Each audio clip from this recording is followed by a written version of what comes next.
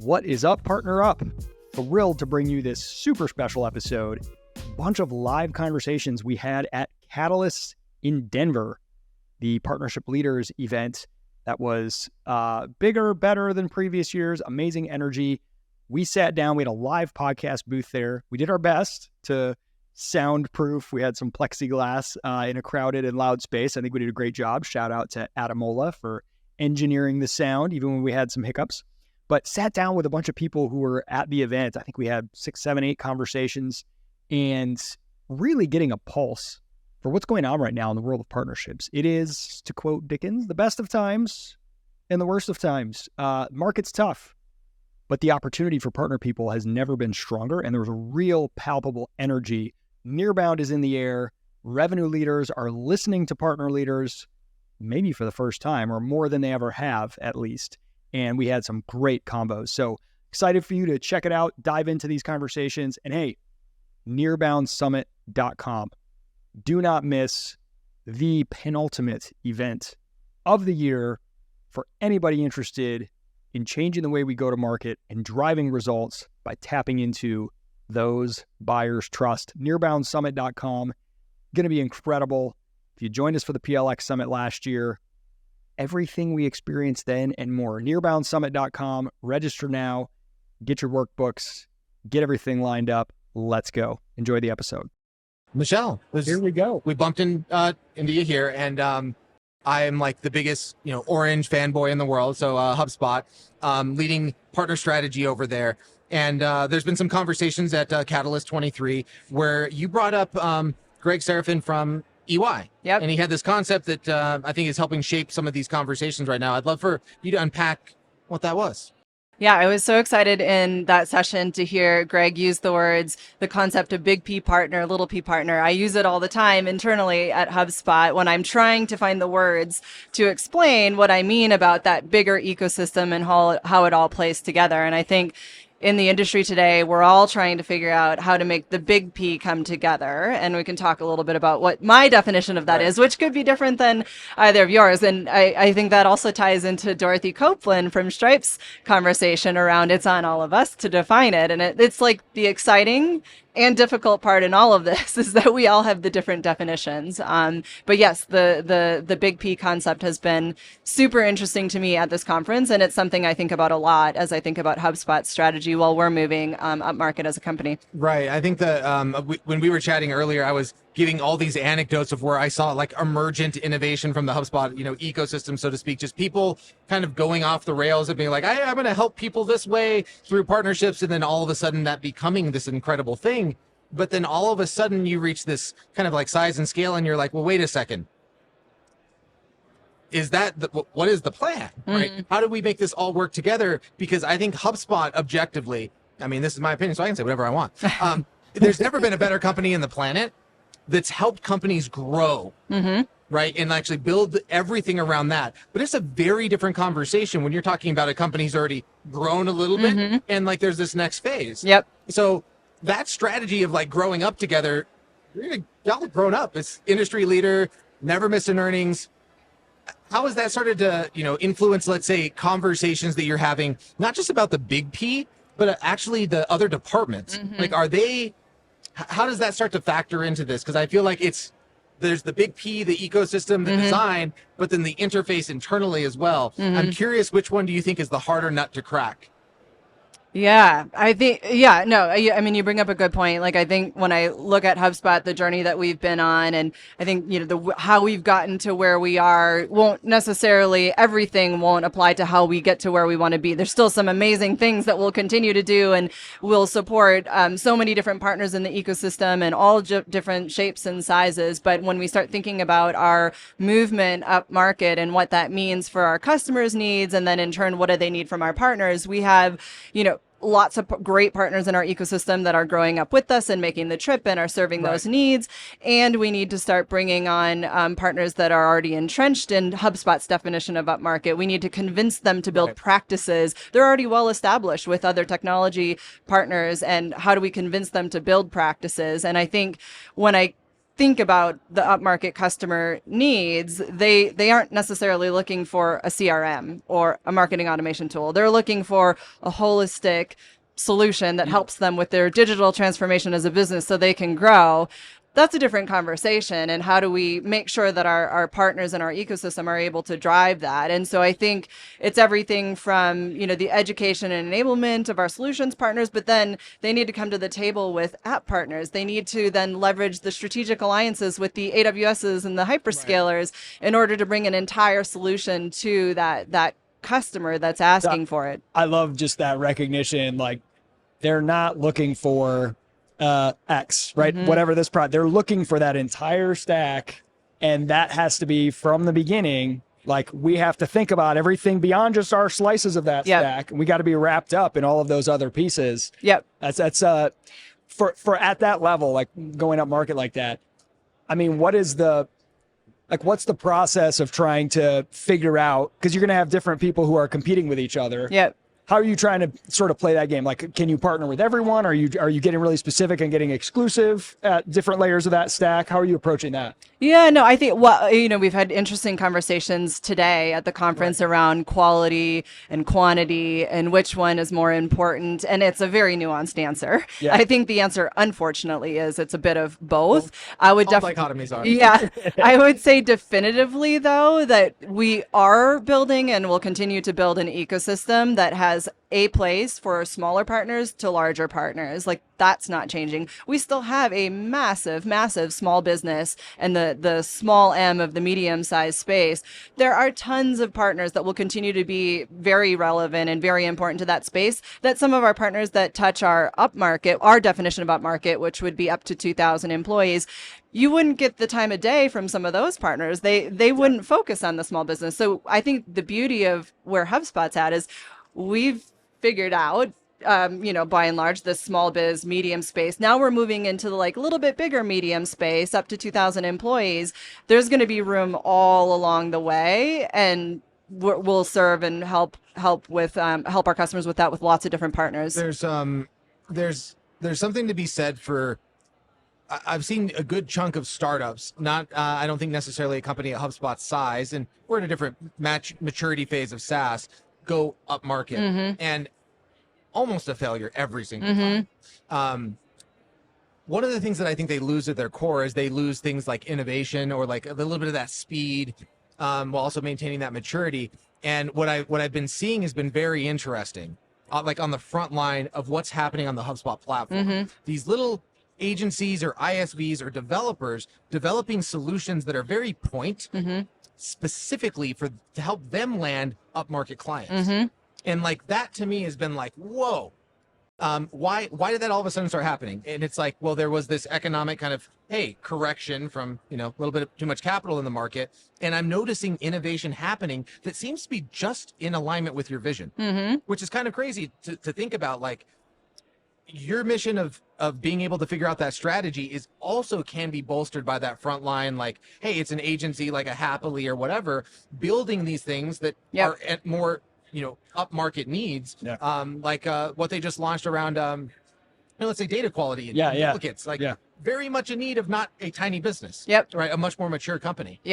No, I think this all feeds back in then to the big P partner vision. Right. It's not just that we should do it because internally it'll be nice. It's actually what our customers are demanding. It's a huge opportunity for our partners to grow. I love the story. Connor and the team at App2Date and Happily, love their story. That's partners that have grown up in our ecosystem that have figured out ways to expand. There's continued opportunity for the partners already in our ecosystem to do it. And then there's an opportunity for us to bring in already established ISVs, already established SIs that will layer on top of it. So it's definitely not a forsaking what we've already built to bring in new. It's both. And I think, you talked about the failure of moving up market too. I think the thing that I love about HubSpot and the strategy around it is we're pretty definitive about what we mean by it. And we're pretty definitive about what we exclude from it.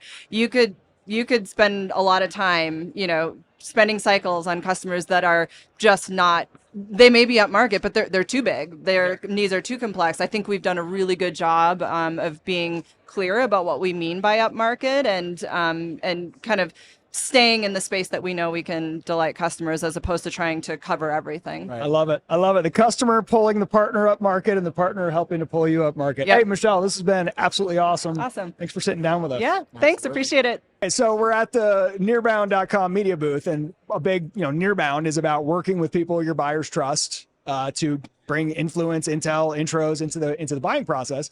But people who buyers trust, like who is that? That's a lot of different groups. It's not just app partners or agency partners. It's other customers. There's a whole group. And Michael from Everflow, you were just telling me that you guys have like exploded this year because you cracked referrals. And that's something that in B2B, if you talk about referrals, there's kind of this like, that's like a B2C thing. Yeah, we try. We have a referral program. It just kind of sits over there and doesn't really do much. So what's missing? What are people missing in B2B when it comes to referrals? Yeah, I mean, like, first off, like, why referrals in the first place? Like, who understands your product the best? It's the customers that already use your product, that understand how it helped them. Like, they are the best people at telling your story because it solves their pain points. And they know, I mean, we all go to the same conferences. We all know our industry peers. It's very easy for them to be like, actually, you know what? You have the same problem as me. Like, we're buddies. We hang out at conferences. You should try this product too. So like, in the general concept, it makes perfect sense. But the sort of thing that like we really cracked it was that we switched our payment structure at the beginning of the year from like paying 10% of rev share to paying like $250 on the lead, $500 on the like qualified prospect, and $1,000 on the customer. And so it's a lower bar and it's a quicker time to payment. Exactly. Because I've been a part of this before where it's like, our referral program, you get a percentage and that's like a significant amount of money. But then the sales cycle takes forever. So slow. And you don't have transparency often as a referrer. You're like, okay, I made this connection. Did anything ever happen? It's been 3 months. I never heard anything. Yeah. So I like this idea. So you're paying out for the lead straight away. Yep. And as a customer in B2B, that the pushback I always hear from people, and I sort of intuitively myself, is like, there's so much trust involved. I don't want to feel like I'm out there shilling products so I can get a $250 check. How like, have you found that to be a problem? Are people hesitant to refer? So I was a little worried about that in the first place. And like, I think 70% of our customers just refer us business and there's no money involved. Okay. They don't care about the program, et cetera. But the 30% that do care, it's like a game. When they see that money racking up and like, they're like, oh, $3,000, $4,000. And especially like any of your like smaller side or like anyone who has like some independence where like they are getting that money directly, you can have 4,000 extra paycheck for making a couple referrals to your friends. Super easy. And then like we had a few partners that sent us nothing and now they sent us like 10 customers in a single month. Like you only need a few of those to really amplify everything. And it's just like, it becomes a game to them. I'm sitting here thinking because I remember talking to you when you told me you guys were launching this, and I didn't have a strong opinion either way. I was just like, interesting. And what I'm hearing from you is like, oh, shoot, it worked. It worked insanely well, yeah. And I'm not sure that I've actually heard of a program that's doing that. Yeah. Like, that it almost seems novel. I'm curious how that kind of stage gating right through the process, that initial, let's say, referral, how much more likely are they to be influenced? Like, so like, what's that kind of like waterfall or funnel look like from initial referral to, let's say, close one opti? Are you getting multiple touch points from some of these people? Whereas before you might have only got like one point of influence, like, hey, you should really check out Everflow. Boom. You know, like, hey, here's this thing, but then, hey, you should really check out Everflow. And then they have a reason to touch base and maybe a reason for, let's say, a seller to reach back out to maybe influence that person to come back in because there's another $500 or $1,000. Have you seen that part of it play out? I feel like it's more like with referrals, so much of it is inertia. Like we've all had the part where it's like, they're like, oh, I should send this over to you. And you just never get around to it. Yep. So like anything you can do to make it as low friction to make that referral and make the money up front makes a huge difference. But I mean, I came from the affiliate marketing world. So I've dealt with a lot of affiliate programs and lead gen programs where there's like a ton of fraud. So when we were launching this, I'm like, I'm going to be spending every month, like going through banning partners, like removing BS leads. And we actually we had like a budget set for this amount and we went 3 times over the budget in the first month. And we've continued to go over the budget, not because we're getting so many leads, but because almost every lead becomes a customer. Because in this situation, like they're basically opening their Rolodex and being like, who can benefit from this? And the other surprising referral partner that we didn't expect is that there are some companies that benefit from working with companies that use Everflow. So they'll be like, hey, in order to work with me, in these cases, like these are like publishers, so they're like traffic sources. So they're saying like, in order for me to send traffic and to send leads to you, I need you to have a reliable platform. So you need to sign up for Everflow. So now every single like potential like brand and advertiser that wants to work with them, they're being like, Everflow's in the middle. You set that up, then I'll start promoting you. We definitely have something to talk about after this. But it's like, it was unexpected how much it created momentum by doing it. I have another question because I feel like partner hacker, I've definitely done some hacky things that I have got my hands slapped on by some big companies. Yeah. Who are you paying? Are you paying the company or are you paying the person? That's what I was going to ask. Whoever they say, like, we don't ask. Whatever end account. Yeah, they put in their own information. Don't ask, don't tell. Like, so that's not necessarily tied to, let's say, their login of their Everflow account. It is a separate... Well, they would create a separate partner account for themselves if they're doing that. A lot of times, like, they have a side agency that they're signing up for. Sometimes it's the company themselves. Again, like, it is...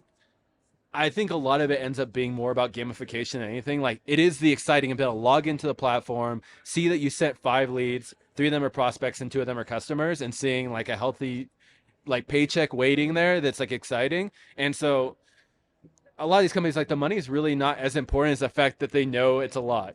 And it's impossible to do that. Really, like, if it's going to my company and I work at a moderately sized company where I'm not, generating enough dollars from that, I feel so disconnected from that like payout. In fact, I might feel dirty about it. Like, hey, I'm like getting this other person and getting these dollars to put into my company that's like, and whatever. So I have to imagine where those checks are being deposited.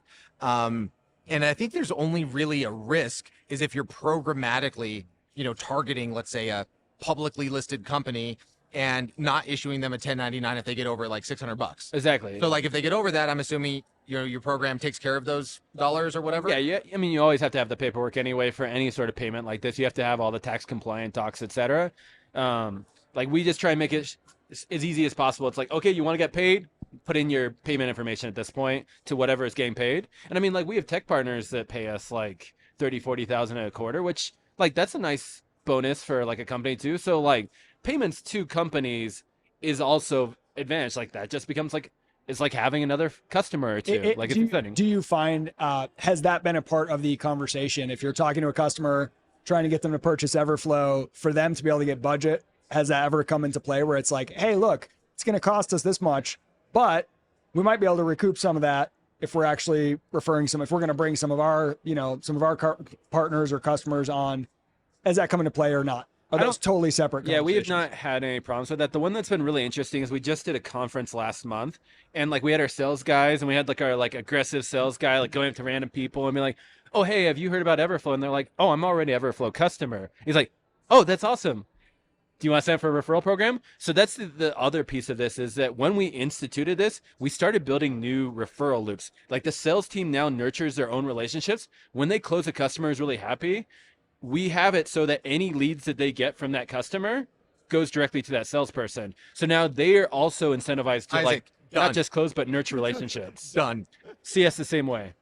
It's really, so you could potentially go to people and be like, hey, look, you're sitting on some potential payouts here. Yeah. Why don't you just look, it's sitting here waiting in your account. Why don't you sign up for the program? Exactly. Like, that's a good thing about tracking first, because like they may not care. They're like, oh yeah, whatever, $250, I don't care. But they log in and there's like $4,000 in their platform. They're like, okay, who do I go to in our finance team to get this approved? It's like that time back in the elder days where you log into some weird crypto wallet and you're like, oh wow, that thing my friend sent me is worth something. Final question for you here. As we look into the future of, where this stuff is evolving, like the role of influence on the buying cycle, it's so much more than what's currently trackable. Yeah. So I'm wondering, with a program like this, it seems fairly straightforward. Especially if I want to get the payout, I'm going to make sure I log that this deal came from me. And then you probably have to do some checking to, like, you have some rules around. Yes, there's some backup checking. Were they already about to close and all that kind of stuff? Did they come from their source? Yeah. Exactly. But what do you see, like, as you kind of think about, is there a way to measure or to like pull in some of the more nebulous part? Because that's where a lot of it happens, is not on the trackable stuff. So maybe somebody is already in your sales cycle, but a conversation with a customer It didn't get logged. Like, are you thinking about ways to expand what can be measured that currently can't be? I'll give you maybe I'll make that your question more explicit. Imagine a sales rep discovers that a customer that's not in the referral program is the one that mentioned that to them, and that's why they signed up for a demo. Yep. Right. So in that situation, there is this dark social thing happening. Like, could you bring that back into the loop? Like, how are you getting those offline things to potentially come in? Have you thought about that yet? Yeah, so I think these are two separate things. So in answer to your question, Jared, basically we have it that any salesperson, when they talk to someone, they say like, oh, I came from referral, they will literally fill in Hubspot like a field for like the name of the person if they're not already signed up as an Everflow partner. And then as soon as it is, like we have a Zapier automation that will just automatically add it to our platform in Everflow so that they're now a partner there. And then our partner rep will reach out and start nurturing that relationship. So every single referral partner, we are trying to build more relationship with them to take it to the next level.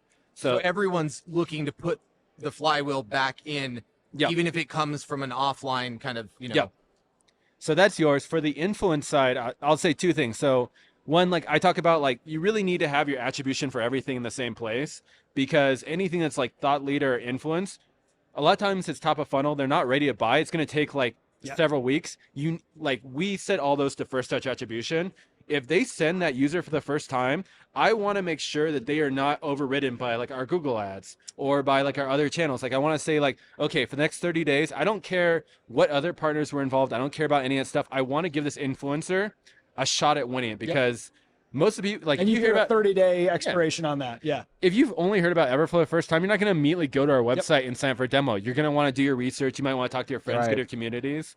So that's the first part. And then like, I'd say like you want to do more signals before just the lead too. So like visiting pages, like webinars. And the ideal is that as soon as that user signs up with an email, if you can track that back to the partner, you now have just so much insight towards like, okay, they sign up for a webinar on week 1, and then 3 weeks later they sign up for a demo request. Like you want to be able to like tie those together and be like, this partner deserves credit, because like, who cares if someone else actually drove that lead? Like, I want to make this partner send me more stuff. I need to build this relationship. Like, it's just sort of like relationship reward. It's so interesting. I've stumbled into like little elements. You're way farther ahead. You got this dialed in. It's really cool. But where we've done some like joint marketing with people, some events, let's say, and we'll have a UTM.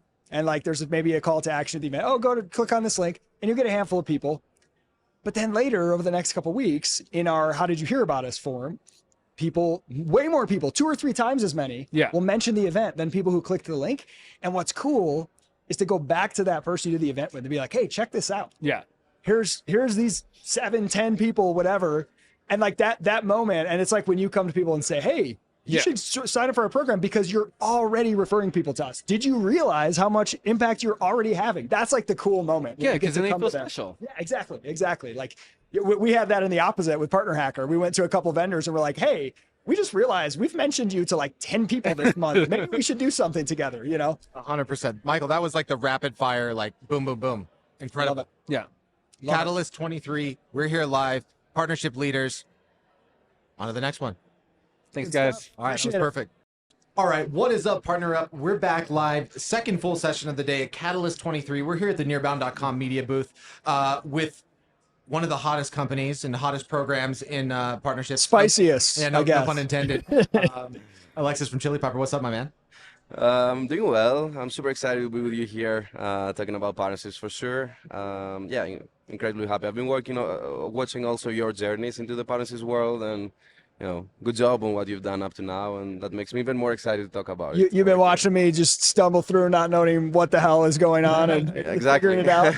So let's talk a little bit about your journey, because you were mentioning that you got a funny one too. Yeah. You came from sales and sales development. You were an SDR, and then you said since you've transitioned to partnerships, you've been having a bunch of SDRs kind of hit you up on LinkedIn and be like, "Hey, tell me about this. Is this like the new thing that people are interested in, like getting burned out as an SDR and looking for what's next?" Actually, the story is even more weird in a way, because I live in Athens in Greece, which is not probably the hottest place for the tech world and especially partnerships. I don't know, have you ever heard or met any other partner professional from Greece? No. You are the one. There are one of you. Exactly. So the good thing is that I got into tech by working in a Greek-based company called Workable. It's an applicant tracking system. I was in sales, then moved into Chili Piper running the SDR team in EMEA. Was the first one doing sales in EMEA. And 3 months after that, I remember we had a VP of partnerships back then that she had posted the role for a partner manager. It always excited me as a term, partnerships. And the company was at such growth trajectory that people were being promoted super quickly. There was a need for that within the org. So I applied for that. I made a big presentation talking about how I view partnerships, like new integrations, how I'm thinking about our strategy on that. The executive leadership liked it, and I got promoted to a partner manager. And then as soon as I stepped into the role, the VP parted ways with the company 3 days after that. So suddenly I was the only one doing partnerships with zero experience. Well, so you said you made this big presentation on like your view of partnerships. Have you gone back and looked at that presentation? What do you think of it now, knowing what you know? That's an incredible question. Yeah, I've looked at it, and first of all, it was all about integrations. So integration strategy, I never talked about channel. And even though in the beginning I was doing a bit of both, I ended up running our technology partnerships department. So I guess from the beginning, that's what I was more interested into. Obviously, I had suggested we go into the recruitment scheduling part. It never happened. I'm glad it never did. But yeah, I guess the lesson that I take when I look at that is that I was always interested in that product / partnership / like all that overlay model that we're running right now in Chili Piper, and that's what excited me from the first day. Yeah. What's typically so common about these things that work is whenever you have a passion for the thing that you're doing. So the fact that like you started with the integration partnerships, right? And like, even if your theses weren't right, that you'd go out of your way to like come up with a plan, so to speak. And that excited you to, put in some after hours work. Talk to us a little bit about why integrations kind of like was the thing that precipitated that for you coming from sales development. That might not be the most intuitive thing, but why was that attractive to you coming from sales dev into the partnerships role? Yeah, so when I was at Workable, I had an inbound SDR role for quite a while, meaning I was taking about 10 to 15 discovery calls per day. And many of these prospects that were coming in, Workable is a recruitment software, and they might be looking for an HRIS, for example, like an HR software or a payroll software. And this was a very common case because the market out there is not always as educated as we're expecting it to be. And I had established some channels of communication between Workable and these partners back then because I wanted to serve the customer, right? Like when they were calling, I wanted to be helpful. And, I knew that Workable couldn't do everything. We were not an HRIS, we were not a payroll system, but there were partners out there we connected to, and I was very happy to redirect these people that were coming into these partners. So that's how the first motion, or like the first understanding of what partnerships mean came. What made you happy to redirect them to those partners? Like, what was the sort of incentive for you? Just really caring about solving their problem? Yeah, it sounds weird, but that was it. Like I was on a hotline with somebody, and I wanted to be helpful and like guide them the right way and show them, like help them on what they're looking for. That's literally it. That's the thesis of partnering, right? Great partner people are the best at helping, right? Like helping others get to where they need to go. So let's look at it where it's at now. I mean, you're in a very different phase, of your trajectory. You have like an overlay model, which I've kind of talked about as being like, I remember the moment vividly at first time I heard that term. I'm actually going to talk about it tomorrow in my presentation. That's when Pete Caputa, I kept on talking to him about channel. And he's like, stop saying channel. I'm not talking about channel. I'm talking about an overlay model. And I was like, what the fuck is an overlay model? It's like, that's how little in 2017, all of SaaS really thought about partnerships. Was like, it's this siloed business thing. Talk to me about being in a startup grow company where like that's kind of been the thing, so to speak, from Jump Street. What have you learned that you feel like you're not seeing out in the rest of the market? Well, in the beginning, we absolutely knew nothing about partnerships. So for quite a while, we're trying to tackle and bring growth through partner channels, but looking at it in the traditional way. So I've been through all this motion of like begging my partners out there, hey, like look at this list. Can you introduce us to some of these accounts? Like I've done that Pure before. partner source grind, like extracting value from partners. Yeah, we had around 2% conversion on these cold introductions, so they weren't really working for us. And like you mentioned, like I was already thinking of that model where we use partner data through cross memo reveal, these kind of tools, which I was aware back then of. And I was trying to think of how we can use this data, put it within our motions somehow, and use our army of SDRs in a more targeted way. So using partner data to make our cold outbound cadences much more targeted and relevant. I think being relevant is a key when you're doing outbound, which is probably more closely to what we would call nearbound versus called outbound. But that was our key back then. And then I saw one of your posts, I think, where you talked about overlay. I got this word and I was like, this is exactly it. Like that's we're talking about an overlay. So I used that terminology a few months before I saw it on your post. Like not the terminology, but more about the concept. Our executive leadership liked it, and we started trialing it. We saw that the cadences that were powered up by partner data were performing at approximately 10%. So that means we were converting 1 out of the 10 accounts we were targeting. Imagine that when you're targeting 150 accounts per SDR. They just started performing super well.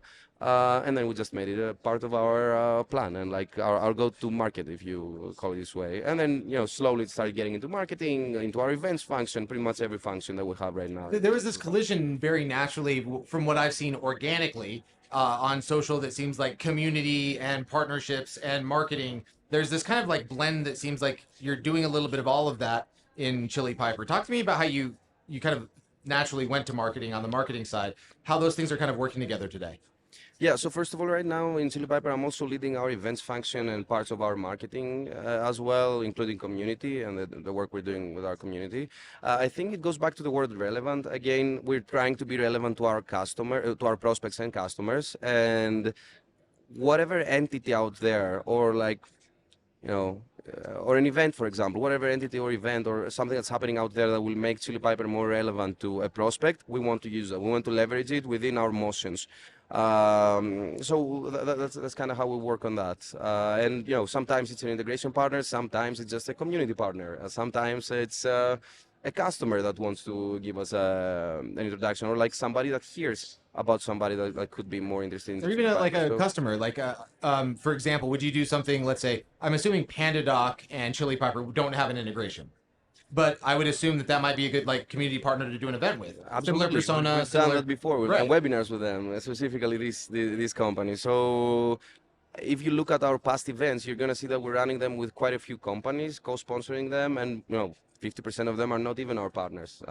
So we want to be friendly to the companies out there that our models align, our visions align, our executive leadership is close to each other, or our ICP looks alike. So yeah, that's kind of this is Nearbound, because what you're doing is you're expanding not just formal partners that you integrate with, but the definition of who you are working with, partnering with, formally or less formally. Who surrounds my buyer and has influence on them? And when you start with that question, and then of course, a lot of those people you are formally partnering with or integration partners with, and that makes it even easier. But I love that. I also love that you mentioned, running outbound, and you said well, you might call that nearbound, but that's such a great point to pause on, because continuing to run your outbound and inbound strategies, that's necessary. You have to keep doing that. But what you pointed to is those outbound plays get more effective when you layer on the intel, the intros, the influence from partners, and you add the nearbound layer onto those strategies. So it's not like a replacement for those. It's the thing that's going to elevate them, increase their effectiveness, and it's just it just surrounds the whole motion. Because that's to me, I don't figure these things out by writing them down. I figure them out by going and having fights with CMOs and CROs. That's my that's my pastime, is go in and why can't these people understand it? Because I've been in each of their shoes, and I've always thought that partnerships was the superpower, but only reserved for those elite that got it versus others. And in these conversations, what I've realized, at Drift, it was a great example. Drift and Gong, we did a bunch of stuff together, right? Two of the biggest brand names that exploded into the scene. What did Drift and Gong do together? Literally nothing. There's no integration. There's no anything. But it was just Drift and Gong were always together, and it was if I had thought about that strictly from the perspective of my remit as the head of partnerships at Drift, that would have never happened, right? And that's where Dave Gerhardt would have never cared. Hey, I have 7 partners and they're all agencies that no one gives a F about. DG would have been I could care less, right? But it's like, oh, Gong, heck yeah, let's do stuff with Gong, right? Yeah. Like partnerships, people, you know, this is like proof right here. If you start thinking differently, overlay, you can get much broader than just, you know, formal integration or service partners, and widen the aperture, customers, right? Absolutely. You need to define a bit on the initiative you want to run with each other. So Right. it depends. You know, you wouldn't, for example, I wouldn't power up a cold outbound campaign with messaging coming from, I don't know, a customer, yes, a community, yes, but like a random tech company that just aligns with our vision, probably no, it's not relevant. But I would 100% run an event with them. I would like Bingo. for sure like build an invite list together and like invite people that we both care for as we're targeting the same ICP. So you just need to be a bit more strategic on what you want to do with them, but you can absolutely do a million things with pretty much every entity out there, whatever they are. Like we can work together. That's the thing. Like we can amplify our goal by working with each other. That's what I would say. Have you bridged the gap over to you kind of started in sales? I think marketing is probably where you've had, at least from the outside looking in, I've seen what seems to be an oversized impact from like a pretty scrappy team. I mean, hey, partner programs, scrappy team, scrappy people doing scrappy stuff. Have you bridged it over into the success org yet? I'm curious. Yes. I still carry though some like I know we can do more with the CS org. It's like our path for growth where we can be more proactive about it. I'm trying to build some models to be proactive around setting up integrations and like doing things like that. There's just path to growth. Like if I had to pick one department like we could do more with, it would be CS. That's. I haven't asked this question explicitly, but I kind of want to. There's all this talk right now in the market, you know, like retention is the new revenue and blah, blah, blah, blah, blah, blah. And I still have not seen the organization that has like truly focused on that retention, you know, net retention, upsell, renewal play with partners and even integration partners. I'm curious just for your honest assessment of like, especially in this market, not necessarily even for Chili Piper, but why isn't that necessarily the priority that we think it would be? Yeah, so first of all, we separate AMs and CSMs in Chili Piper, so that means that the CS team is responsible for retention, while AMs are responsible for expansion and cross-sell, which is extremely crucial for Chili Piper as we have a suite of products and not just one product. So when it comes to the CS team, yes, like we haven't established exactly a model that shows us how integrations impact retention rates. That's what we're trying to get into right now. But when it comes to the AM team, partners are such a core part of our AM team strategy. We're using partner data to empower cross-sells. We've run campaigns, like we do all that. We've established things like the partner vouchers, for example, where like a partner of ours gives a voucher to one of our customers or prospects to buy one of our tools at a lower cost. And this is extremely important for us because we don't offer discounts, and that's a strict thing. Like we've never offered discounts in our company history. We just offer these partner vouchers as a perk to the partner, which they can offer back to their customers or prospects to get to buy Chili Pepper at a lower cost. So it's more like a partner perk. And we have like tens of plays like that we're working with. So our AM team is our part of our sales team, and yes, they're using partner data. And that CS org is like, hey, understand there's FAQs on how to set up the integrations or whatever, right? There's directory. Final question for me. I know I've been driving this one, Isaac, while I'm blocking you out over there. No, dude, roll with it. Is on the CS side, I'm curious, do you have product or integration activation data in CRM for the CSMs to see? Is that in there like, hey, this integration's active or this integration's not active? Is that in CRM yet or no? For certain integrations, yes, but the way our product works, some of the integrations wouldn't even be like actual they're like integrations. Offsite. Yeah, Right, they're so like offsite. It's not easy to control how they're being activated. We're always pushing to find out ways to capture this data. Partner account mapping tools are helpful on that, so we're seeing at least that it just reduces the number of accounts that are relevant to that, so we're able to go into and like check who and find out ways to check that out. But again, this is our path for growth. Like that's where we need, like it's my goal for the next quarters and 2024 to find out ways to impact it or understand the impact of in retention from partnership. And it's so interesting. You just said reduces the amount of accounts that are relevant. That's the part, whether it's working with the sales team, the marketing team, the success team, I think a lot of partnerships people are focusing on building out our partner network, getting as many partners as we can, getting them onboarded and all that. What really matters internally is actually the opposite of that, is like, can you give me the smallest, if you're working with your sales team, they want to know, like, what's the one partner I should talk to about this account? What are the 2 or 3, rather than here's this huge list, here are all the partners. So like reducing the scope, getting some of those signals and being, again, we talk about this a lot, Jared, like actually drive results, drive revenue, drive retention with one partner, with 2 partners, so much better than building a massive program where you're like doing a bunch of activities, but not really driving results with dozens of partners. I just think that's just an interesting point. I think the key term for growth is being relevant. I'll say it once again. Yeah. And partnerships help you be relevant. Like this is the most relevant conversation we've had here. You just keep talking about being relevant. But I would say that, like, for example, we're being bombarded with like such generic content and like called out, like it almost makes me angry thinking of my inbox right now. So I miss like a good email that points me to an integration that I haven't used yet, like with a tool that I'm using or something. I miss that. I'm not receiving like really relevant emails, and that's drives me nuts. That's what I'm trying to do with our SDRs, make them more relevant, and it's a key for growth, I guess. Also on the AE level, also on the, like every part of our sales and marketing team needs that, or even CS. It's incredible how much, like, even in your biggest partnerships, whenever you take a look at that CS data. And you're like, I probably won't throw out specifics just so I don't hurt anyone's feelings. But whenever I was looking at originally, finally got my hands on the data for, let's say, like a drift in a Marketo, just speaking from my firsthand experience, I knew how many customers that we had done through the partnership. And we're talking over 1,000. And then I looked at the integration activation and I was like, that can't be right. Like, it has to be broken. Like, they can't be that low. That's impossible. Why would they even bought without this? That's the whole reason they even came to us. And that was literally a referral from a Marketo CSM.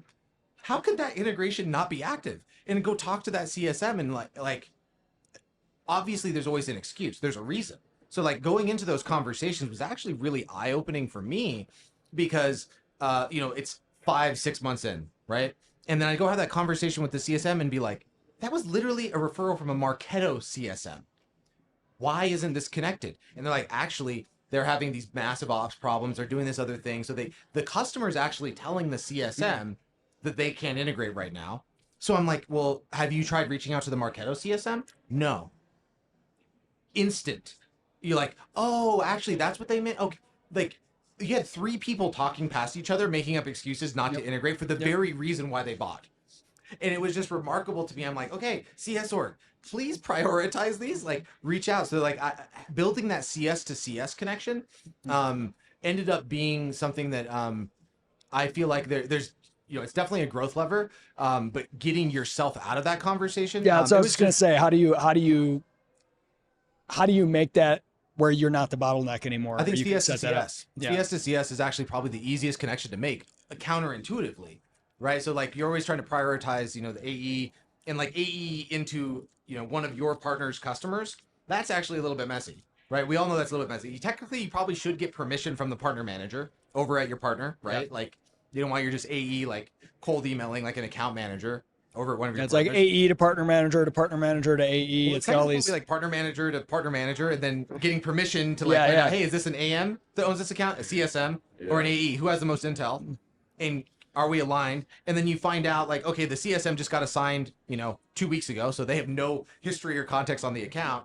Actually, CSM to CSM is actually probably the easiest. And it's something that, I don't know, Nearbound success will be coming soon, but Yeah, I would say that the goal there, we're being reactive with that. So when we hear a customer saying, hey, I'm looking into this integration, like we'll have a mutual chat with our partner, like the CSM would write down, hey, who's on that account? And they would cooperate together on working that. The goal here for partner leaders is to make that whole function being proactive. So we can reach out proactively and like suggest using integrations, and then also capture data around retention. That's where we're trying to get to right now, and it's hard to operationalize this model. It's hard, like, and I don't think that good tech stack exists on that. Not on the partner account mapping front, but mostly on understanding the adoption of integrations And maybe if you're using like an external, there's a exactly, it's activated. 'Cause exactly. then you're talking about all the different ways you can integrate. So data, right, versus like a seat-based thing versus there's multiple different ways an integration can be activated. Exactly. And it can be harder to track. I think a good one to look into actually is Ashley Taylor. When she was at Clearbit, she launched finally a pretty interesting way where they could actually track some of the stuff offline. But I'll go look into that. I feel like that's an answer that not everyone has from the product side. You know, how do you build your integrations in a way where they are trackable? Yeah, exactly. And if you're looking, but the thing there is that the product needs to have been built in this way from day one. And when you're coming in as a partner leader, when the company's already raised, I don't know, Series A, or there are already 70 people, would you go back, change the whole core part of the product to be able to, so you can make it able to give you adoption data? It's very hard. And what other tools are pitching on that is use a connector. You know, you use Zapier or use, you know, but this is not scalable. You just challenged me to find an answer so I can come back to you and be like, hey, I got an answer. I'll find an answer for you. This has been so fun to hear just in this, 20, 30 minutes, like such proof of what we say all the time. Partnerships people are entrepreneurs, because you're like, I come from sales. Here's how I work with sales. Oh, here's how I'm working with marketing. Here's how I'm working with success. I mean, you just covered your like entire org. Alexis, tell us about the partnerships boss that you had that was really giving you the playbook and did all of this for you, right? Like, there wasn't one. It was just like I call it FitFo. Yeah. So like sometimes that's when some of the people on my team kind of go, oh shit, FitFo. It just means figure it the fuck out. Yeah. So they'll ask me a question. I'm like, FitFo. I don't know. Yeah. Like figure it the fuck out. Yeah. Yeah. So that's such an essential skill for the tech world. Like you need, absolutely. We should be checking for that during interviews. Like, you know, I guess if that's a question, what I wanted to, I was always thirsty for knowledge, and I needed to somehow survive in my role. I just got a partner manager role. I needed to survive. Right. And the way I did it was just, you know, looking at the resources out there, like the blogs that existed, partnership leaders, like we're a catalyst. The community had been extremely helpful for me. And somehow after a while, it just clicked and like it started working. That's how I would explain to that. You mentioned the entrepreneurial mindset before. In all my keynotes, what I always say when people ask, you know, why did you get into partnerships? What do partnerships need as a skill set? I always say you need to have an entrepreneurial mindset. You don't need to care about the short-term goals of like sealing a deal or like signing up. I don't know. Like you need to view everything long-term. You need to have an understanding, a cross-departmental understanding. Yep. You need to know about, not only know, but also be curious around products, sales, marketing. Like you're like a founder within a startup in a way, you know. Yeah. So, and that's what makes it exciting, right? That's what makes us happy to be partnership leaders for sure. There was a saying that my mentor, whenever I was at PandaDoc early on, Matt Cameron told me, he's like, on how to train first-time managers. And this is very applicable. I've used this in several partnerships conversations. Because you get people that come up from like an SDR or an AE or whatever. And sometimes in a company that's growing fast, it's like the executive team. You know, it's like the man, like, oh, they are making these decisions, you know, the man, the company. And he's like, congratulations, you are now the man. Right. And so many people, like I even hear that with people that I kind of respect. And I've seen some cool things and that are partnership leaders. Then they still talk as if they're not the man. I'm like, no, that's your company. Yep. As much as any other person there. Otherwise, you should probably leave. You know, like it's just going to be hard if you don't have that mindset. For sure. And I need to give the credit to our executive team for that, because first of all, they're amazing. Nick and Alina are amazing. Yeah, they are amazing. And we're all getting, first of all, options. So you're being automatically part of the success. So like you care about the company, but besides that, it wasn't easy for them also to trust like an SDR to go in, lead, and like get a team, go in, like lead different functions of the team. And right now, it's incredible. So I want to give that credit to leadership for trusting me, obviously, to do that. And I wish like partner leaders out there that are capable, and there are a lot of them, get that trust from their executive management. I wish I see that more out there. I was lucky enough to have Nicholas and Alina running the company and like trusting me fully to go out there, fuck up and learn. Right. That's a great place to end it. Amazing. Alexis, appreciate you coming by. Catalyst 23, many conversations here. We'll be reporting more live from the Nearbound.com. We got more coming. We'll see you next time. Thank you for having me. All right. Good stuff, man. Perfect, man, that was perfect. So awesome. So here's a good place to start. I have had this Vegemite sitting here as we've recorded sessions, and it's made no sense, but now it's all tying together. This is like what do they call it? Chekhovs Gun. Where you have like a gun in the scene at the beginning of a play and you have to come back by the end and explain. This is it. This was the teaser. So Bryan gifted me this Vegemite, and maybe that's a good place to start. Unique to your market, APAC, what's going on in your marketplace when it comes to the world of partnerships? Yeah, well, beyond Vegemite, there's lots of good things going on, Isaac. And if I think fast forward to today, where we chatted August last year before I headed out to last year's Catalyst, there's been a lot of continued momentum in APAC, and the region typically rolls about 6 months behind the North American market. So what I mean by that is layoffs, access to capital, revenue that's available, trends, picking up partner tech, what's coming through. So there's a bit of a lag effect to go with it. But as per the sort of global slowdown, companies are getting sharper. So they're looking more and more around how do they be efficient with their capital spend, what can their teams do and downsize. There's been a couple of 100,000 people let off in Australia in particular, where I'm based. I'm based in Melbourne, Australia. But equally, I was at the Tech Council Summit, which is an organization which has been going a few years, now has over 180 tech companies of the biggest companies in Australia in attendance. And one of the quotes from that summit was that for every one layoff, there was actually 20 roles going. So there's a lot of growth right across the region. And that's in quantum computing, in LLM, in terms of the technologies which have been used and adopted. There is a growth coming through around it, but it's being more intentional, more deliberate than ever before. Does that have implications for a partnership strategy? Like, Absolutely. Okay, doing more with less, that means we got to tap into partners more. Like, is that, people say that, is that playing out? Do you see like any, do you have any, I don't know, examples or data around that? Yeah, absolutely. Yeah, it's trending up. Traditional, you guys talk about it all the time. The traditional models of build out a massive headcount and a massive team and just keep adding layers to it and just either banging the phones with an outbound approach or producing more content in a crowded, noisy market.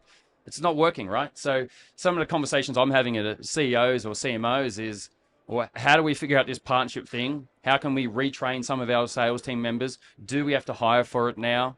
How can we get some of the promised land that we know from the benefits of what partnerships can be? So I do feel like there is a bit of a timing now. It's in the market, and there's a time for opportunities to capitalize on it. I think there's a great weight to the moment that we're in, and I'm curious if you share that weight.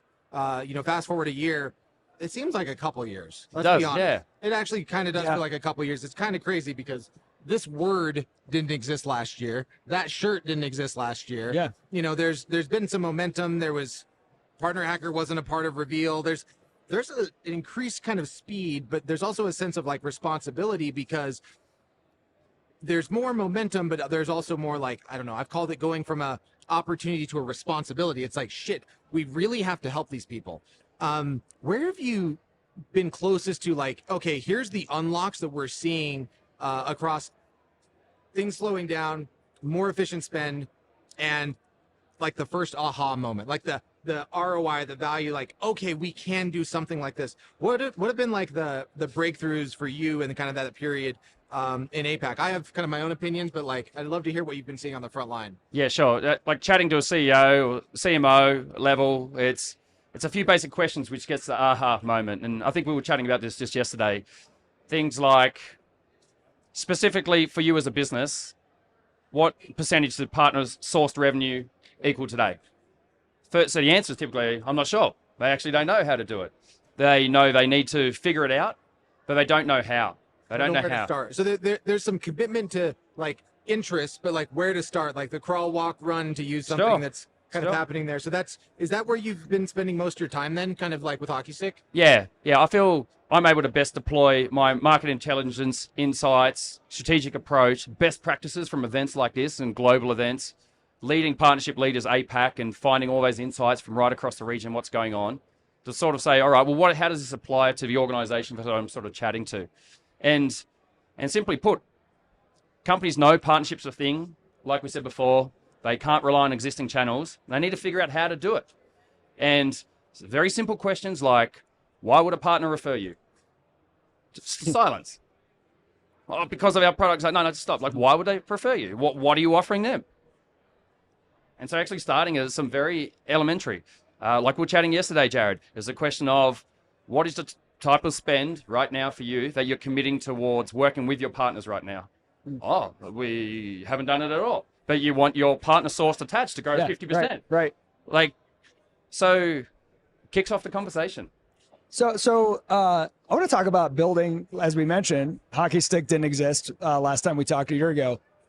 What's been your process from getting that off the ground? Like, initially, what gave you kind of the impetus and the courage to say it's time to go do this? Yeah. And then how have you kind of built that in the last year? Yeah. Previously, my role at Xero, where I led the ecosystem team across the region, I'd have hundreds of partners reach out, just trying to tack onto the brand and try and say, hey, I want to do something, or young upcoming partner managers. And their approach was always just limited. It was like, hey, access to your customer base. I want something for you. I want to say I'm talking to you. I don't really know what to do. And so I saw it as an opportunity to sort of say, educate, like, this is what best practice is based on 500 conversations, right? And then from there, the lockdowns in Melbourne, where I'm based, went on forever. I started doing some consulting. I know most of the VCs down in the region. I saw it as an opportunity to sort of go educate.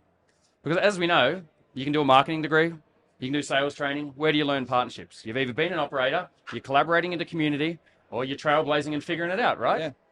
So there's plenty of white space there to sort of go after and grow. So in terms of how I've deployed myself, and I very intentionally want to build my own partnership strategy and surround myself with the right types of customers, the watering holes, as Jay said for the millionth time earlier, correctly so. And I've really deployed that around that I'm accessing all the touch points where the decision makers are, where partnerships are happening, and put myself at the center of those conversations. You're living in market. I'm living in market. 100%. Yeah, just hearing you talk about running the partnership leaders group, going to like, no one should know the market better than someone who's living in it as much as you are. I love that. Yeah. Here's an interesting question. I feel like most of the conversations that you and I have had, Bryan, have been centered on, we'll call it like APAC native tech. I'm curious to what degree you've been involved in or seen expansion. So, there is a focus on for, state-based companies or even, EU-based companies where, hey, you got to get, smaller, wiser, more focused, do more with less is the infamous saying, where regional expansion to APAC might be something. Is that something that you've been looking at as like a lever, not a lever? Like APAC expansion, something that I feel like pretty much every CRO, once you have demand there, like you put a local boot on the ground. Well, you can't put one, they're going to fail, right? You kind of need to put a pod. Well, then you kind of need a leader. Are there people trying to figure out the partner presence as they expand, or you look at APAC? I'm curious how you've been seeing that. I love the way you framed that up. I literally just walked off stage presenting on that exact topic, and I've got an expanded pack which I can share through in the link notes and all this stuff, right? Perfect. Okay, so thank you. Great. Yeah, Great. Yeah, so about half the companies I've been working with, I have been international from year one, right? From Europe, right? From New Zealand coming into Australia. I advised the New Zealand Trade Enterprise, which is companies expanding into Australia. It's US companies trying to expand into Australia with the playbook. How do they go about it? How do they localize? Do they need to localize regional product? Which partners do they work with? Are they working with agencies, SIs, GSIs? What's the playbook around it? How to do it properly? Is it culturally different? What products, things do we need? So it's quite a common thing, right? Land and expand. Land and expand through partners. Are you going to go build out a massive headcount and hope for the best and expand it? So in the session we just spoke through, the approach to do it wrong is just to roll out a North American playbook into APAC and just hope for the best. A lot of companies do that, and especially in my Xero tenure, it used to become laughable at how many of them would sort of claw back after a few years of wasted efforts, despite them having good time flying around the country and all the benefits that our great people offer, eating delicious spreads like this. That's right. That's right. Yeah. What's the key to cracking open a new region? Since you kind of you've seen that, is it really landing that beachhead? Is that the three? Like what is the tying back to earlier when you're saying, hey, CEOs are receptive? I think Isaac, you said this in a podcast, which was great, which was problem aware, solution wary. Yeah. Right. So like they're here, but like where do I start? So if you're looking at the APAC model, what's your kind of advice on that? Like what's that first milestone, that win to go, okay, now you have something in place? Yeah, it's interestingly, quite commonly, the bigger the companies, they'll aim for a loss leader company logo to sort of get in market and sort of say we have presence, or have one from North America which they can expand and grow around. Then from there, the best model in market is to, if you are going to put boots in the ground, do it where your best partners are going to be. Move in next door, move into the same office, move same around the office, corner, right? Get next door, get close to them. They're going to be your surrounded. They're the ones that you're going to be able to surround with. They're the one talking to your exact customers or who you want to work with, and get close to them. And then from there, start to grow into it. Apex typically follows after an expansion into Europe, right? It's the next frontier. You might have some partners, you might have some green shoots, like you said. Then it's a case of, all right, well, how do we expand that footprint? It typically makes up about 10 to 15% of global revenue from companies I see, but it's the highest growth market. So a lot of North American companies also test and learn a lot of marketing efforts down there because it's commonly got the highest penetration per capita for adoption of their product. So even the likes of Intuit or PayPal in the past have run campaigns, ads, marketing stuff down there. If it works down there, let's run it in North America. So, slightly different question. When you're talking with CEOs, CMOs, what are they saying that's different from what partner people are saying when you're talking with them? And like, where are they? Because I just see this a lot. The partnerships people are like, they don't get it. And the, execs are like, what do these partnership people do? Where are you seeing them not align? And what's your idea to bridge those conversations? Yeah, like what it takes to grow out a partnership function. Yeah. Like we need to do partnerships. Like how do we do it? Like how do we resource it? What can you kind of think, like what is the first year? How are we going to grow into it where it actually starts to drive partner sourced revenue around to go about it? Most of them, if it's a CRO, they don't care about partner influence day one. They want revenue. They might be slowing up. They might be getting pressure from the board. They're like, all right, how do we grow into this and actually bring it into a thing? So commonly, they don't confess to know the answers. They just know they need to have it work. But what doesn't work is when they grab their top sales leader, they throw them into partnerships with no education. A year later, that person leaves, gets fired, it doesn't work out. And we've seen that way too much, right? That's interesting. I'm curious where,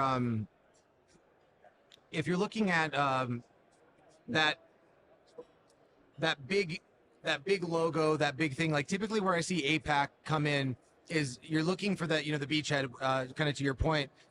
Where are you seeing people utilizing local presence through partners? So for example, like something that I might say to you, hey, Bryan, naturally we're going to have people sign up from the APAC region. If you don't have people signing up, so to speak, or just like natural, organic, you're not targeting APAC. I'm not doing anything there, but there is some, hey, hand wavers. It seems like a no-brainer to immediately find one person to serve that from a partnerships perspective. Like, go put it elsewhere.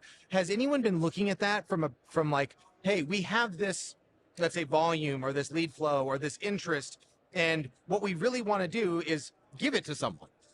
Like, it seems like such a no-brainer to approach that direction versus figuring it out the other way, like almost as like a hunting approach. If you have any semblance of inbound, I would have to presume that you might have some international like kind of signups. Have you seen anyone like kind of take that leap to go, hey, APAC, we're just going to go put this inside of a partner. We'll give you the leads. Yeah.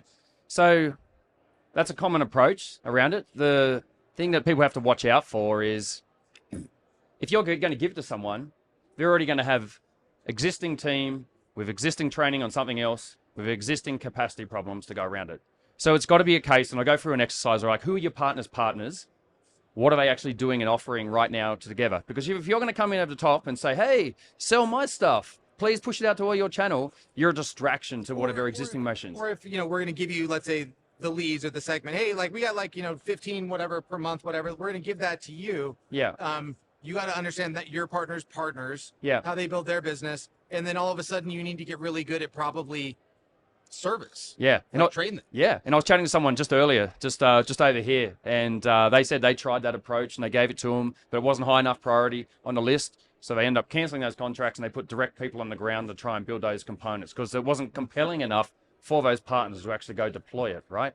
So you think, sure, if it's a full Shopify agency, if it's a HubSpot agency or whatever it is, they've got existing motions with history, channel developed around it. So it's got to be pretty attractive to try and unlock it, right? So that's where it comes back to, what are you offering these partners? Why would they push and promote you over other components? How do you make it really easy? How do you make it frictionless around it? It's around a lot of enablement as part of the value proposition around what you're pushing forward. So if you're going to push into a new region, you've got to consider this stuff. And we're talking on stage just before, it's got to be hyper local. Yeah. If you're going to follow the sun, you're going to expand different markets. There's a different flavor on the different markets. To what degree, from like the zero practice versus today, there's been a thread I've been pulling and writing and talking about a lot, which is if you're going to be the best partnership leader, entrepreneur as possible, you really need to be tying your value to how you help your customers get from the purchase decision to, their ROI, their value, which means services are essential. Absolutely. Because let's be honest, the world's getting more complex. SaaS is typically, if we're talking B2B go to market, not getting bought, sold, deployed in this, PLG perfect motion. In fact, people sign up and it's like, oh, we got a new account, but then nothing happens. That's right. Like there's no activation. At Xero, there were, because I vividly remember this, I remember seeing and talking to accountants that were using PandaDoc that were acquiring other accounting firms. And it's like, oh, they're building practices around Xero, right? And there was some service for the software that was being built. Are you seeing, let's say, service or practice development? Where is that coming from? I feel like that's been outsourced so many, like to the CS org, but as a partner professional, you better be able to know end to end how this thing gets delivered or partner with your service org, right? In order for them to build a SOW, right? How have you been helping people kind of navigate that, that space? Because most partner people haven't built a services firm or an agency. Yeah, I think it actually comes down, in my view, around service design of what it actually looks like for a customer. And it's actually fundamentally workflows, right? Like what comes before your offering, what comes afterwards. Like in a Xero example, you're going to have data automation to get receipts in. So you got a rich file, then you want to take signatures or something, right? And then it's reporting out the back end to go with it. And so what I see people and companies as they're trying to expand their partnerships that they operate with, they're not taking that into consideration. No, not nearly enough. Right? Who's left and right of me? And they're like, oh, we might be able to share account mapping data, but like you're at the start in the journey. I'm downstream way over here. We might have some account crossover, but the benefits of us of what we can solve for an integration together, how strong is that? Now, guess what? No surprises. The integrations which are closest together, always doing the best. They've also got the best NPS and all the benefits, no churn, all that sort of stuff. There's a better together narrative to go with it. So a long way to answer your question, but I think it comes back to the workflows, the service design on your customers, and mapping your partners closely to that. Because if you have the franchise playbook, so to speak, sure. Like, hey, here's how the fries are cut. The oven goes here. Coke machine goes here, burgers cut this way. It's much easier to have that and put that in the first partner. And I've always felt that like the service organization for international expansion is a great forcing function to bring, hey, CS and service org partner team, we have to come together on this. Yeah. Because I can't build services and you can't go build local presence and do this because guess what? Everyone there, that just because they're there, they've never built services before. That's right. It's actually this really great forcing function to make your probably program better. And my opinion is you should always embed, partnerships inside your services org, right? As a part of it. I saw you. No. I was going to take it a totally different direction. Take it a different direction. Okay, so I want 3 predictions for 1 year from now. Yeah, well, we had hello. Are we talking APAC or are we talking? Your pick. Okay, 3 predictions. 3 things that you feel predictions you feel pretty confident in. I think the rise of partnerships and Nearbound more broadly is going to continue to rise to the service. Do you have any, would you put a number on some kind of quantification on that? I'm going to say, if we talk again in a year's time, I'm going to say like 30 to 40% rise. Okay. And the reason why I say that is right now, every company in tech globally is now a better, more efficient company than they were 12 months to 2 years ago. Now, sure, some might drop off who took on way too much funding, but now they're actually operating with intent. Now they're actually saying, how do we go to market? Who's the trust? Where does that come from? And that's only going to get better. So our whole environment, our whole industry is just level stepped up. So that's definitely going to happen. The next trend, how did you give me? 3? I mean, yeah. Let's see if we can come up with 3. 3 is always a good number. Partner tech in general is going to ride the wave. So they're going to be a tailwind of better businesses to come through. So I feel the innovation and the attention on this space needs to be enabled through this space.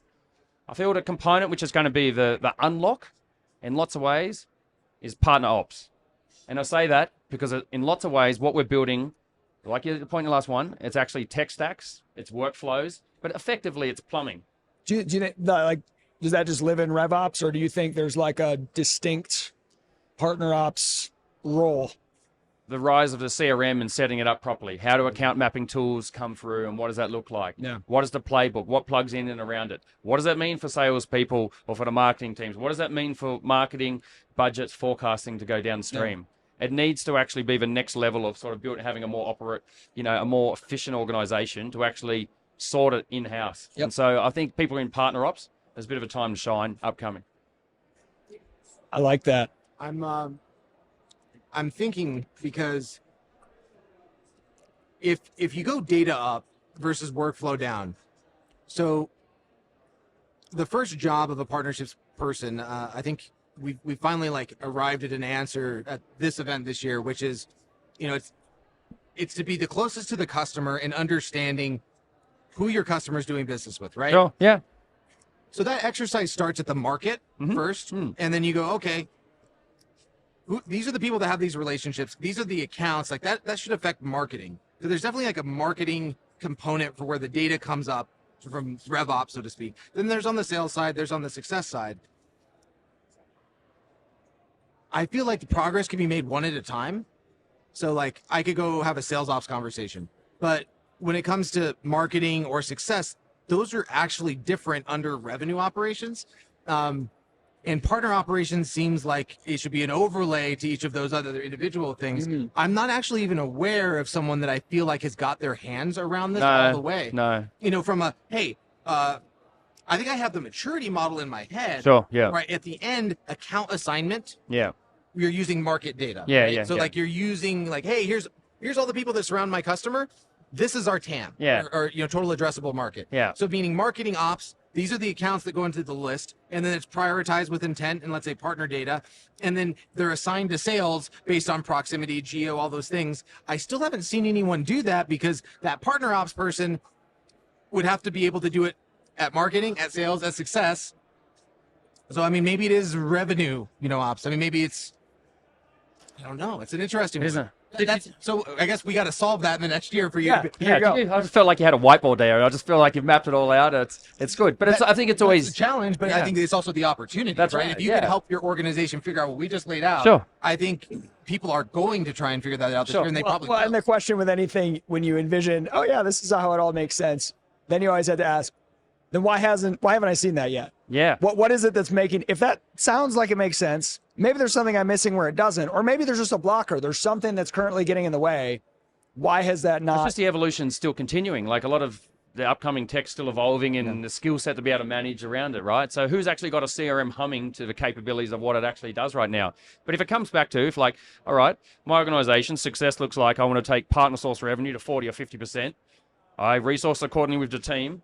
How do they go about it? How can I help them more and provide the right accounts to be able to get up to there? A lot of organizations are going to get stuck. They're not going to be able to achieve the promised land of what they aim to do if they don't fix that module ahead.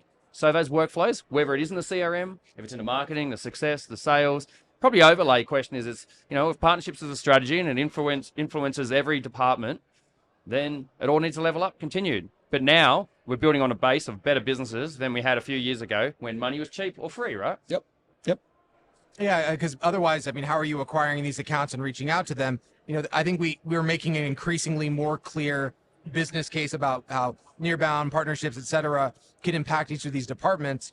But what's kind of interesting is I don't know that I've, like a partner ops person, all the ones that I know, they're all in big companies with channels. They all have channels. So like Snowflake, for example, like one of my former sales operations manager went to Snowflake and ended up running partner ops. But it's like, that's definitely abstracted from revenue ops. And then I don't know of any partner leaders that are former ops people. Yeah. And I feel like that's a skill set. Like, so who do we have? So it's like the melting pot of SaaS is kind of what I call it, using an American analogy, so to speak, right? Like, no one's born in partnerships. We all found ourselves. That's here. right. Yeah. Who's found themselves here from the ops department? Like maybe Chris Lavoie. Yeah. Aaron Howerton. Aaron Howerton. Yeah. Right? And what would that look like? And that's actually maybe the interesting conversation to have. Maybe that's the next thread is, where is that going to be solved? Is it going to be solved by someone coming into a big company and figuring out and layering it RevOps, marketing, sales, success ops? Sure. Or is it going to be solved by a Chris or an Aaron and that being built from day one, so to speak? Yeah, I think it's an interesting one. Maybe we need to go build a company from day one with a perfect stack, right? And we'll just roll out efficiently and scale it to the moon. Because it's a Let's chicken go. and egg problem. It's a chicken and egg problem because if you build it from day one, there's no ops. That's right. There's no data. And there's no There's no reason to do it. Yeah, And yeah. if you do it later, then it's kind of like, so what is the right phase I'll tell you, for I that to think come in? it probably as organizations get going, they hire their first ops person more generally of fixing various components. You look at Salesforce, it's like one of the only tech where when it gets going, they hire someone to fix it. Like, oh, it doesn't do this right. They go, when they put out whole teams, they're like, what are you doing? We're like, I set up 8 years ago and like, I don't know, right? So wherever that touch point is, but how are you actually helping and enabling your partnerships, team members, and your partners to set up for success, to be able to hit the promised land of what you're doing, and to be able to increase value to them as well? So you heard it here first. His recommendation was to bribe your revenue ops manager. No, I'm kidding. Yeah. There's got to be some way to unlock this, but I love that prediction because it's definitely something that needs to be solved by the next year. Where are we going to end up in 1 year from now? Like, what's going to... I mean, you called it 30 to 40% uptick in partner activity. That's right. So maybe build on top of some of that data you've been sending me my way. Yeah, absolutely. Yeah, get some Nearbound certified academy stuff going with Bryan. It's been fun. Love it, man. Sounds Appreciate good. it. And Flying all the way over. Yeah. Bringing us and smuggling the Vegemite through customs. Yeah. You know. Yeah. I don't know if they let that into the U.S. legally. No, that's pretty good stuff. Just adding to the U.S. economy, doing my bit, right? That's right. That's right. Yeah. Increasing international trade relations. Yeah. I love it. Amazing. All right, we'll see you next time. All right, thanks, guys. So March of 2020, started it from my own personal challenge when I left the corporate world to go out on my own. So I went into the marketplace and I'm like, these plans are so expensive, and then I don't want an $8,000 deductible, and I know I'm not alone. There's tons of self-employed fractional people that we make up actually a third of the workforce, and we pay 3 times the rates. And so I said, if I find a solution for myself, I'm going to share it with an entire population. And I did. We talk a lot about like this future as slowly people have become sort of me incorporated, right? Like whether or not more and more people are doing fractional work, are doing 1099. But even if you're not, if you're technically a W-2 employee, it's just become so much more the case that you kind of own your own brand, your own reputation, your sort of human capital. You're kind of a brand that is temporarily working under another company. And as we look to like the future, where more and more decentralization in terms of people kind of coming together to work on sort of projects or companies, but then like dispersing. And in that world, partnerships become even more crucial. So I think you're kind of on the forefront of that with this marketplace for healthcare for people who are self-employed. Like, just give me what is your vision of the future? Like, how much further are we going to go down this sort of me and so much changing in the environment of, even for a W-2, you can be working for a company that doesn't even provide healthcare. You're not even on your own, but they're not providing healthcare. We're now in this digital nomad where have computer, you can work anywhere.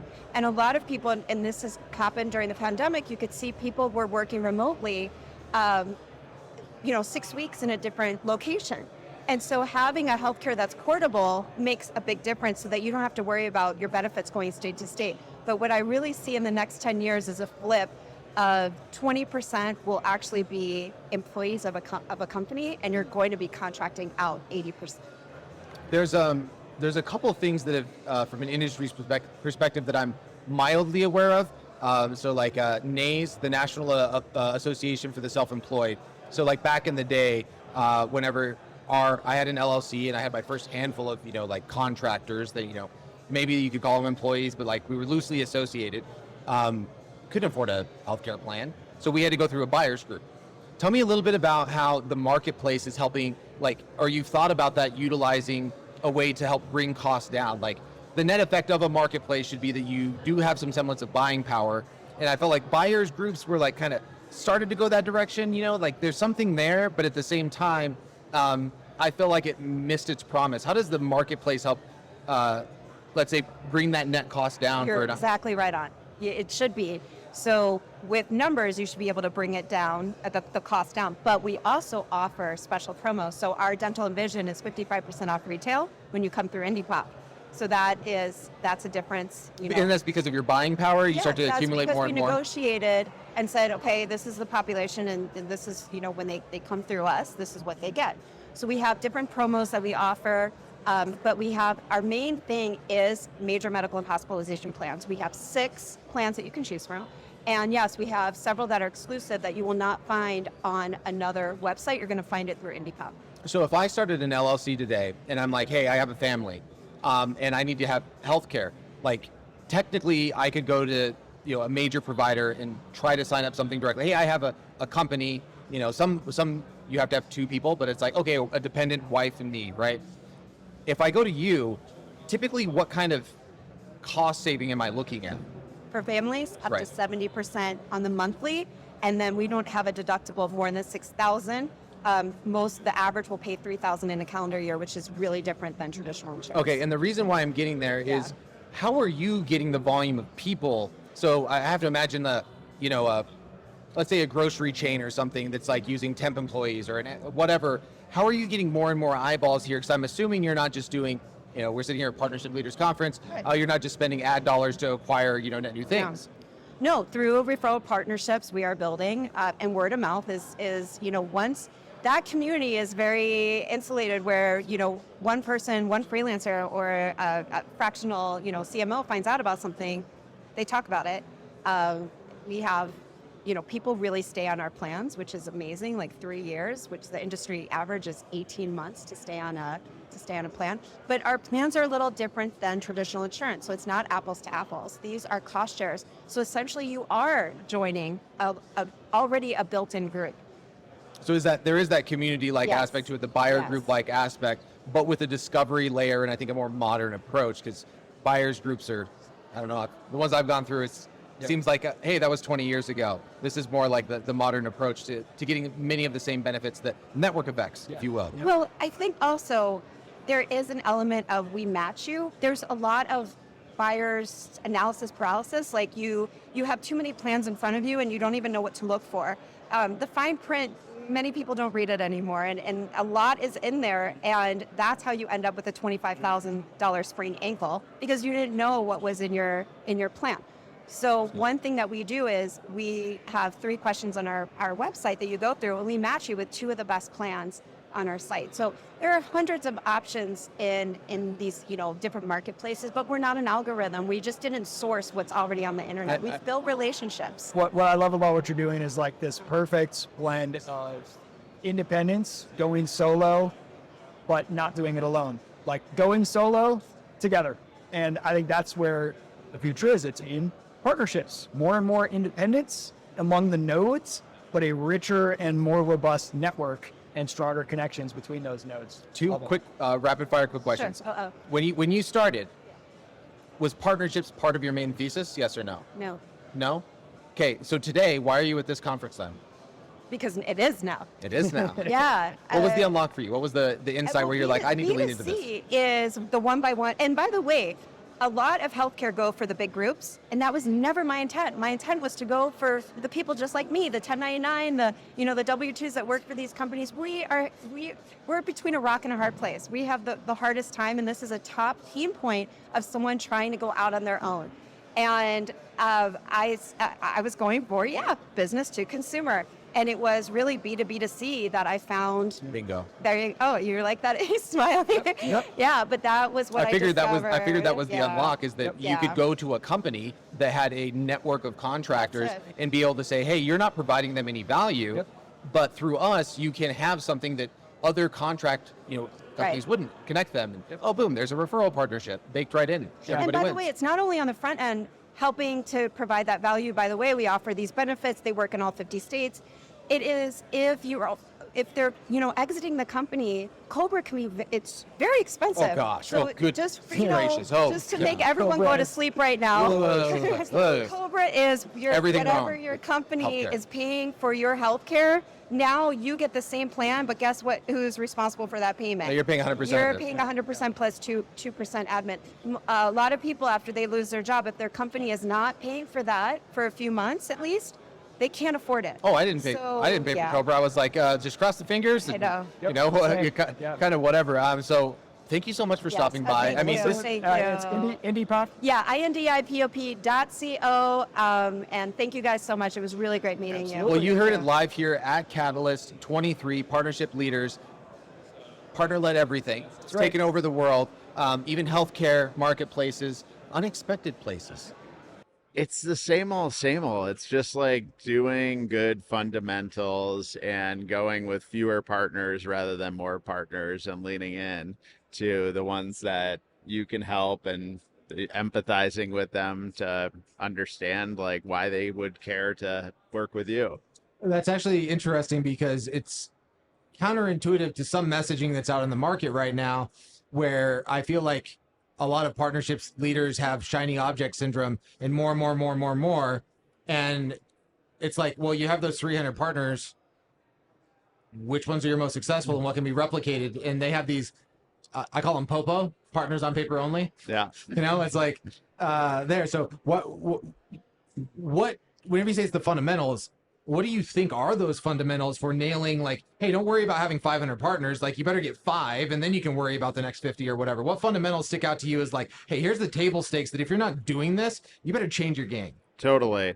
Yeah. I mean, I think the biggest piece is like looking backwards to go forwards and start to document. Like, the reason that partnerships professionals right now are getting laid off a lot, like I'm taking a lot of calls with people who are looking for work, unfortunately, is because we as a practice have done a poor job documenting our track record of success and documenting revenue.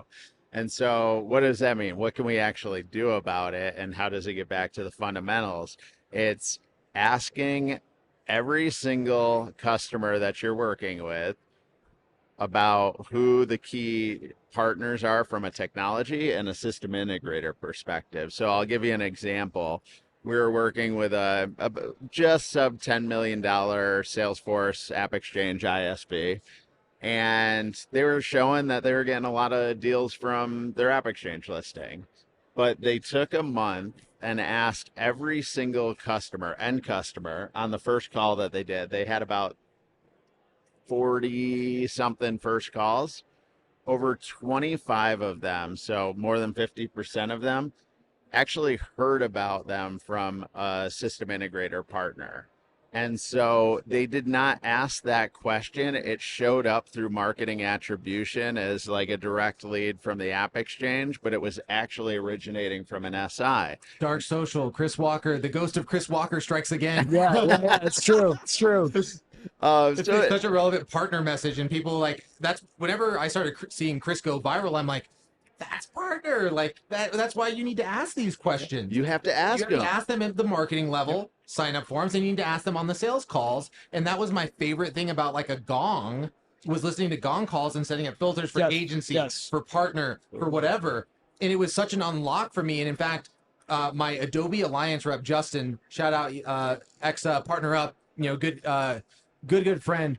He drove over $5 million in sales by listening for the word Adobe or Marketo on Gong calls and connecting the dots, right? That's awesome. You know, like just simple, like listen to the customer, documenting it. You know, if that first principle, it's like, duh. Yeah. Right.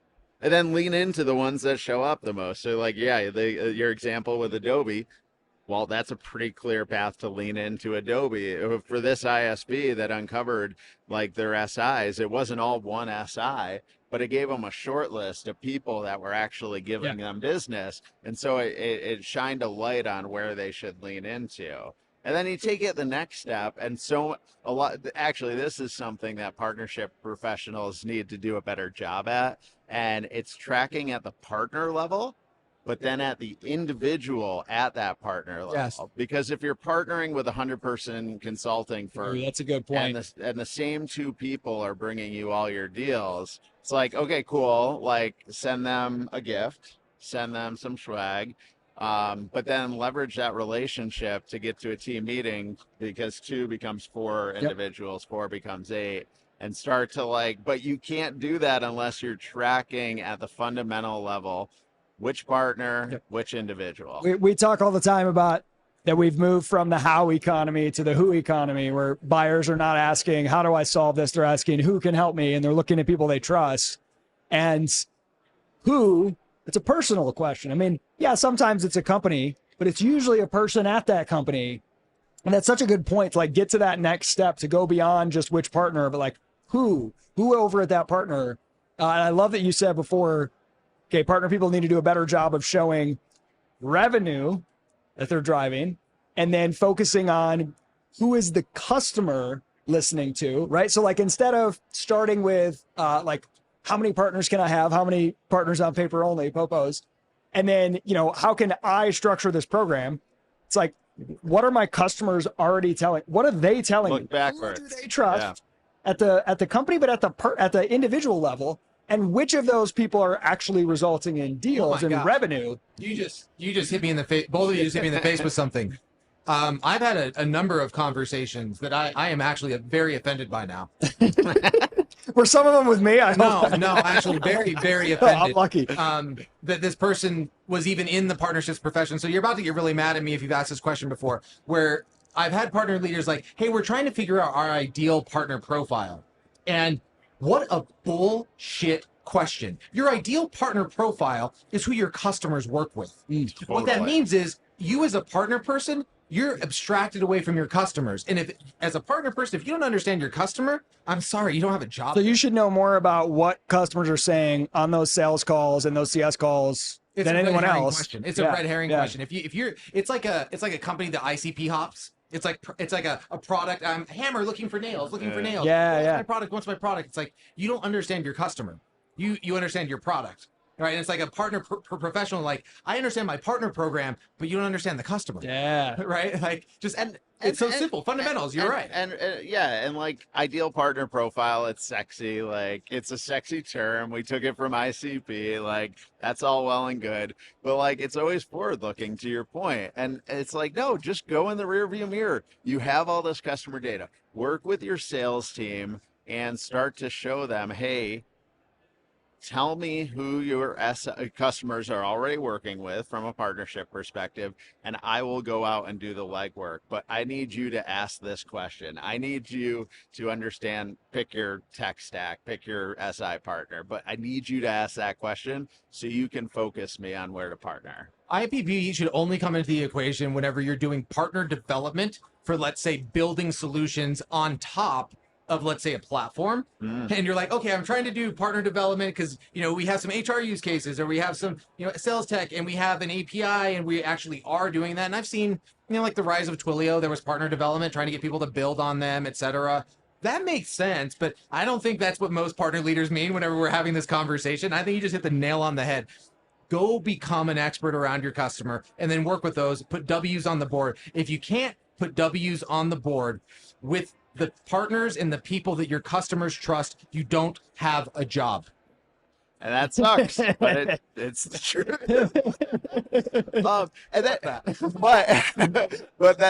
But then what I'll say about the IPP is it does become important only after you look backwards. You use the empirical evidence from your customers, who they trust, individuals of who they trust, because then you do want to expand. So you want to expand to more people at your existing partners, but then you do want to find lookalikes. So once you go backwards, do the fundamentals. So maybe there is partners that are not being mentioned because there are customers that you're not talking to, or potential customers, right? So like if you want to expand it, yeah, I see. So there is a place for that, but let it start from who the customers are already mentioning. I think we hop way past what you're talking about before being there. So for instance, instead of more partners, more growth, it's like, how about we make sure that the marketing team understands, hey, here's the 360 view of our customer. Here's who they're working with today, our install base. We're doing this, and this, which means we need to get to what level of success, CEO?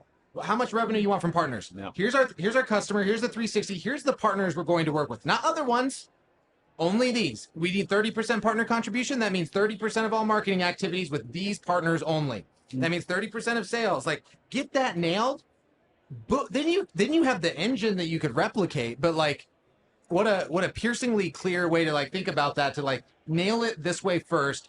then the lookalikes become exponentially easier. Totally. You have bought in from your marketing team, your CS, your sales, and a much better understanding of your customer. I was, you just left me hyped. I love it. That's amazing. That's amazing. You and I have never met, so I just I was see like, you live like That's this. awesome. That's amazing. Give me a. So you're working with like these hyperscalers, right? Like Yeah. that's kind of your. And Salesforce and ServiceNow, but Okay. Azure and AWS, yeah. What's different in that world than sort of your traditional partnerships? Yeah. Like what are the few things that are just going to be unique to that, where you got to play a little differently? I mean, a lot of the fundamentals. Geez, I'm like all about fundamentals today, but all about fundamentals. Speak what's true, So, man. like industry alignment, relevant materials that are aware of the ecosystem that you're selling into. All of that matters, and all of that is required. It's table stakes to get there. What's different about the hyperscalers? So you have like AWS and Azure and GCP and Snowflake and Databricks, and all of these are different from Salesforce and ServiceNow and SAP and Oracle, because the company itself doesn't have to build like a technical integration that enhances CRM. You don't need to build an integration. You just need Consumption. to help driving drive consumption. And so that's the difference. And it's a procurement vehicle for a lot of folks. And sure, you're giving up a few points if they procure through the Azure or AWS marketplace.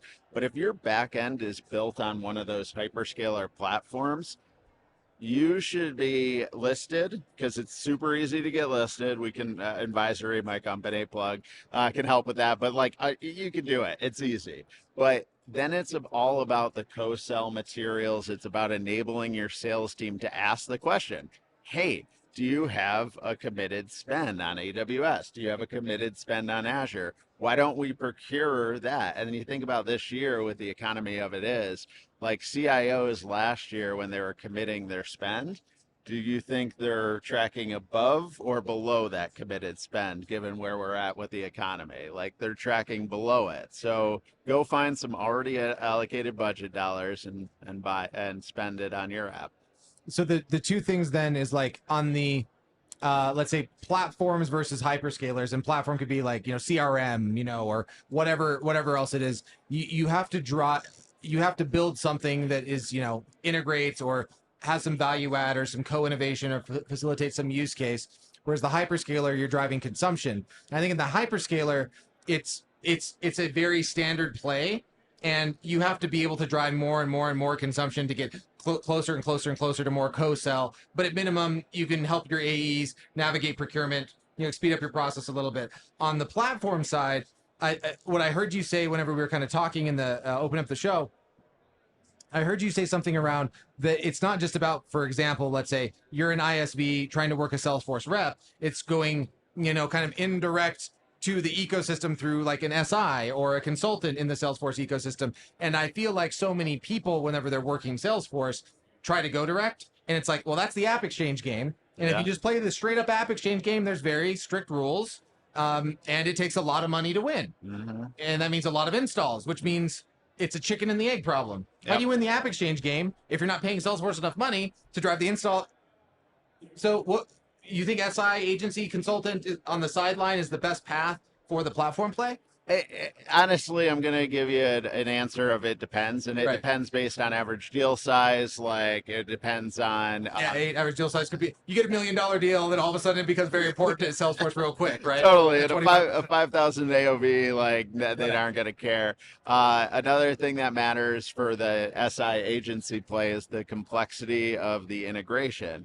If your implementation of the combined solution takes an hour to do, well, SIs care about two things. They care about bigger sows and they care about bigger sows. And so if you're not driving bigger sows, like it's going to be a pretty short conversation. And so there's really three pillars that go to market for Salesforce ISVs and CRM platform ISVs like ServiceNow as well. You have the system integrators, you have the direct account executives and sales engineers, and then you have the customers. And depending on your market, depending on your complexity, depending on the percentage of net revenue you're driving for the marketplace AE, depends on where you should weight your bets. But most ISVs should be hitting all three. It's just like you only have so many hours in the day, so where do you place your bets? Yep.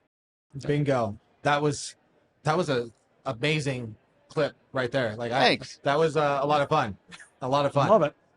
Awesome. Catalyst 23. Not many people can get Jared more hyped than he can get himself. Let's So go. That was good. That was good. I mean, first principles approaches. We do this, all the time, Isaac and I, and like to have someone sit down and be like, fundamentals is perhaps the most boring way to start a conversation. No, seriously though, but in a place where a profession that probably lacks, let's be honest, a lot of fundamentals. And like, you know what your CRO is going to appreciate, your CEO is going to appreciate right now, if you listen to this, is like, if you were to go like, hey, you know what, we're going to nail the fundamentals, your CRO would be like, that's the first thing you said to me about partnerships that made any sense. Especially in this market. Like we're going to narrow down, we're going to focus, we're going to get really dialed in, and we're going to do fewer things. We're going to do fewer things with a higher output. They'd be like, what did you do with the last partner leader and who's here now? I think a great one. Amazing. Where can people find you? So I'm on LinkedIn all the time. Mike Davis at InVisory, based out of here in Denver, Colorado. Grew up on the East Coast, but definitely embraced my mountain vibe out here. So hit me up on LinkedIn. Love it. All right. What is up, PartnerUp?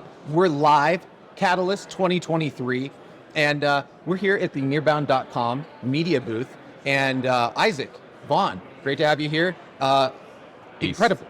Incredible conference. I'm actually genuinely like, this is where the energy is right now. Oh, it's amazing. I mean, last year I was at Catalyst and it was like, I don't know, like 300, 400 people. And it was like 600 or so. It feels about like maybe double from what I saw. And it also just feels like a level up. So like last year it felt like a group of people who were like, wait a minute, are we kind of legit now? Like maybe this is a thing. This year it feels like there's a little more maturity. People are like, no, the moment's here. This is real. We've got momentum.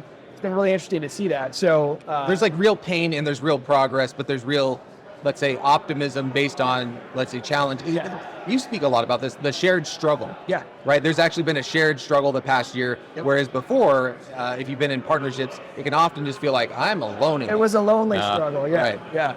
But what's interesting, so this would be a great tie-in, Vaughn, is people in this sort of SaaS partnership world, they're like, oh, we were all alone, struggling. Now we're finally, found other people. Everyone who has been in the channel world is like, what are you talking about? We've been here for forever. Like, why? This isn't new, So, yeah, it's interesting. Yeah. I actually seem to think I might have found my people. Right. In other industries, you end up with these associations and different groups, and you've got this network of people that you interact with every time you show up. And this is the first time I actually felt like, oh, there's my person, and there's my person. I found my people. It's so strange. You know what? You actually just brought up something very interesting. So the thing that I never understood about how to, let's say, leverage a channel event, right, or community or watering hole, is Jay, who was catching up with last night, so we got Jay here, Jay McBain, is those events are almost always explicitly around a specific industry, right, and the content and everything in the programming around it is about a specific industry, but not about the profession. So even though it might be, hey, it's the MSP conference, it's actually technically the MSP conference for that IT thing that's like really specific right here, but not how to be a better, let's say, partner manager for growing MSPs. Yeah. And those MSPs don't always know the other MSPs or the people. Right. You've got one company that you work with, so that one company's there to meet with the 7 people that they actually interact with, and those 7 don't know the 7 next door. It's totally. It's interesting, as I've been talking to people yesterday and today, and I'm meeting people who are running a retail partners program for Shopify. I'm talking to people who are running a healthcare marketplace. The difference is, I was thinking, what's the common thread besides just the word partner in people's titles? What's the common thread? And it really comes back to, it's easy to forget this as weird as that sounds, but Sunir Shah always says the only reason we do partnerships is because customers monthly because it's valuable to customers. It creates value for customers when we partner up. And that's like figuring out that your customers get more value when you partner, whether that's for integrations, whether that's for distribution, whether that's for services. Like just coming back to that simple realization, the customer is the one thing that brings us here. And that's the thing, talking with you guys at Mindmatrix, we started to do a bunch of stuff together and digging into the way you operate and work with your customers. I don't think I've run across anybody in this space who's quite as customer obsessed and customer centric. And I love that. It's so much like, it's not just like we're coming with this theory that partnerships should go this way, that you should manage your partnerships this way, you should run your tech stack this way. It's like, get in the weeds, get in the trenches with the customer and kind of go bottom up. I love that. I think it's like reminding us that that's why we're here at the end of the day. Yeah, partnerships make sense, but the partners don't always have, it's not like they're walking into a pre-canned environment, right? Yeah. So you've got to kind of understand what it is that they're experiencing and how to kind of move forward with those experiences that make them successful rather than saying, no, get back into the box, get back into the box. Right, and there's this mindset that I think emanates from SaaS typically that, I mean, let's be honest. What's the probably dominant, let's call it go-to-market strategy in B2B SaaS today? It's product-led growth. And sorry, Kyle from OpenView and all the people that evangelize this. The challenge with that is that product-led growth, they assume is based on the customer needs and demands. Product-led growth is nothing more than having a free plan. Let's be perfectly honest. Of course, you can stack everything up on top of it, model it, et cetera, et cetera. But I think what it does is it puts the product at the center of the conversation, right? So like, what are we building and how do we optimize our funnel for maximizing our revenue? And I think that's all fair and well in a world where there's not 220,000 SaaS vendors, right? Like that's all, that was great, but now it's kind of table stakes. Like if you don't have a free plan as a SaaS, kind of product that's selling into that space, whatever. And I think what shocked me is I've been on this hunt to try and make sense of what Jay McVane talks about, right? Or other channel thought leaders. And I'm like, I've just never been in the distribution space, right? Like I've never worked with a Dell or a Lenovo. I've worked with like an HP, but I'm HP Enterprises, HPE, right? So more on the tech side, less on the manufacturing, the distribution, the storage, the marketing, all of those things, the disties, the MSPs.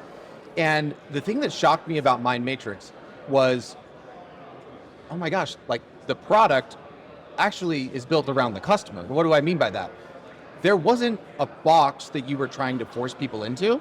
Right. What you were doing is you were going, let's help you accomplish your objectives with your partners no matter what. And then you build based on that, which is a lot of work and counterintuitive to SaaS. Normally it's like, no, we need to optimize and go this direction and make it this. And you went the opposite direction.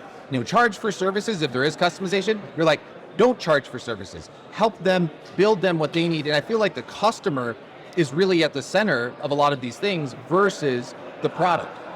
It's interesting. Actually, I'll get into conversations with potential clients. And one of the first comments that we actually make is, you've got a bunch of stuff that really works well as it currently stands. Don't rip that out. Let's figure out how to make that work well with the other things that you're working on so that the experience is seamless across the board, as opposed to forcing us to have to address the seamless experience. And when you do that, they're like, oh yeah, it would be nice if I didn't have to rip that out and recreate that entire process. Saves time, saves them a lot of anxiety, actually. It's helping them. It's understanding their objectives and walking with them on their journey on where they're trying to go, which it's so easy to lose sight of. And every great company has this, first principle, put the customer at the center of everything, we do. Like, look at, Amazon's mission statement, the most customer obsessed company in the world. Like, so it sounds trite.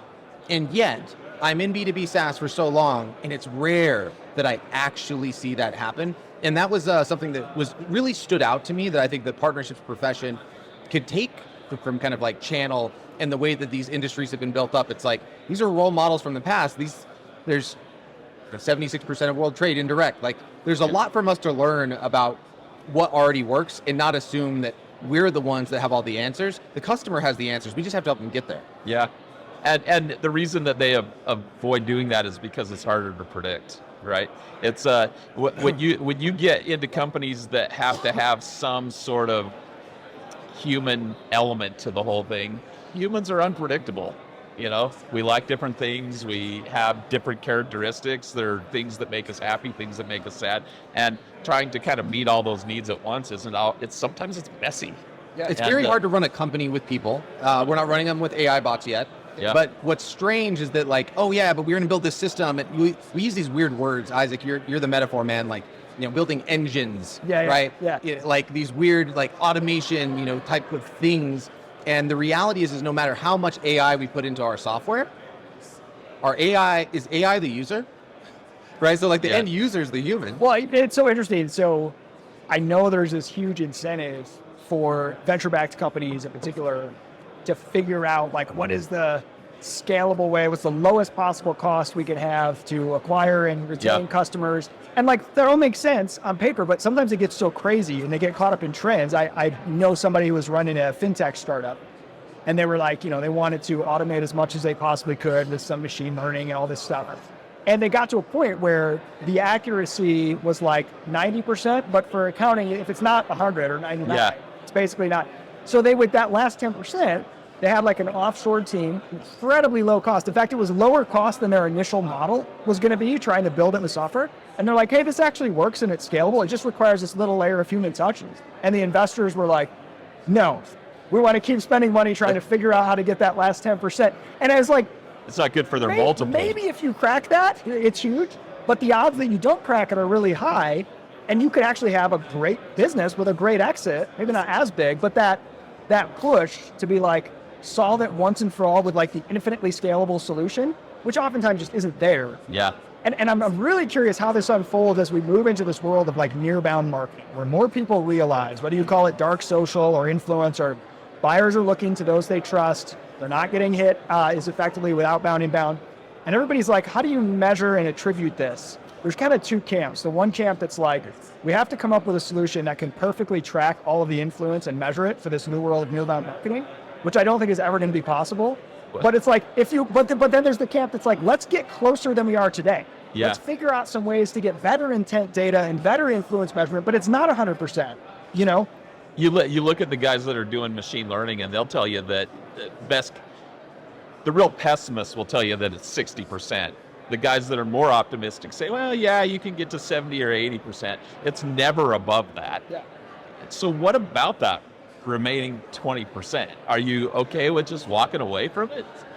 I mean, as it stands right now, either you've got two choices. You spend time indefinitely trying to solve it, which likely won't come for a really long period of time, or suddenly there's a human involved. Yep. It's just, the problem is it's not good for the multiples. Yeah. There's a perception that it's not good for the multiples. Yeah. The thing that I've just been rallying against, and I might pull this up in a little bit because I'm certain that our conversations are with you, Vaughn, and Kevin, and Harbinder, and the team probably sparked this LinkedIn post for me. But what I've seen is something so interesting. It's that 100%, this is a theory that I have, I'm not sure that I've heard it anywhere, 100% of the enterprise value of the company happens from after they become a customer to where they realize ROI. 100% of the enterprise value. So what happens whenever the goalpost becomes, let's say, automating everything into like this customer journey? What you lose is the insight on that value. Yep. Right? You really, truly do lose the insight on that value. Now, you might be like, oh, but the Bryan Balfour example of how they did it at Sidekick and the email open, they're like, oh, I can do email tracking now, and that happened in seconds. It's like that aha moment, increased conversions, and obviously HubSpot's doing very well in CRM. Yep. So there's something to be said for that, but replicating that now, it's like, okay, we've fixed, email open rates. Well, and here's where the There's no more of that ecosystem stuff. comes into play, right? It's like, look at HubSpot. Amazing company, doing really well. Who is responsible for getting the maximum value to their customers? It's not just the product, it's their ecosystem of service partners, right? It's human beings. Yeah, and if you've been on the other end of that, actually, all this automation does is it shows you when someone's raising their hand. right? It shows you when you have to act. It's not replacing the act. And That's a good way to look at it. the faster that you can understand when someone's raising their hand, the better you can address their needs. As soon as you can kind of figure out the differences between those two things, it becomes a heck of a lot easier.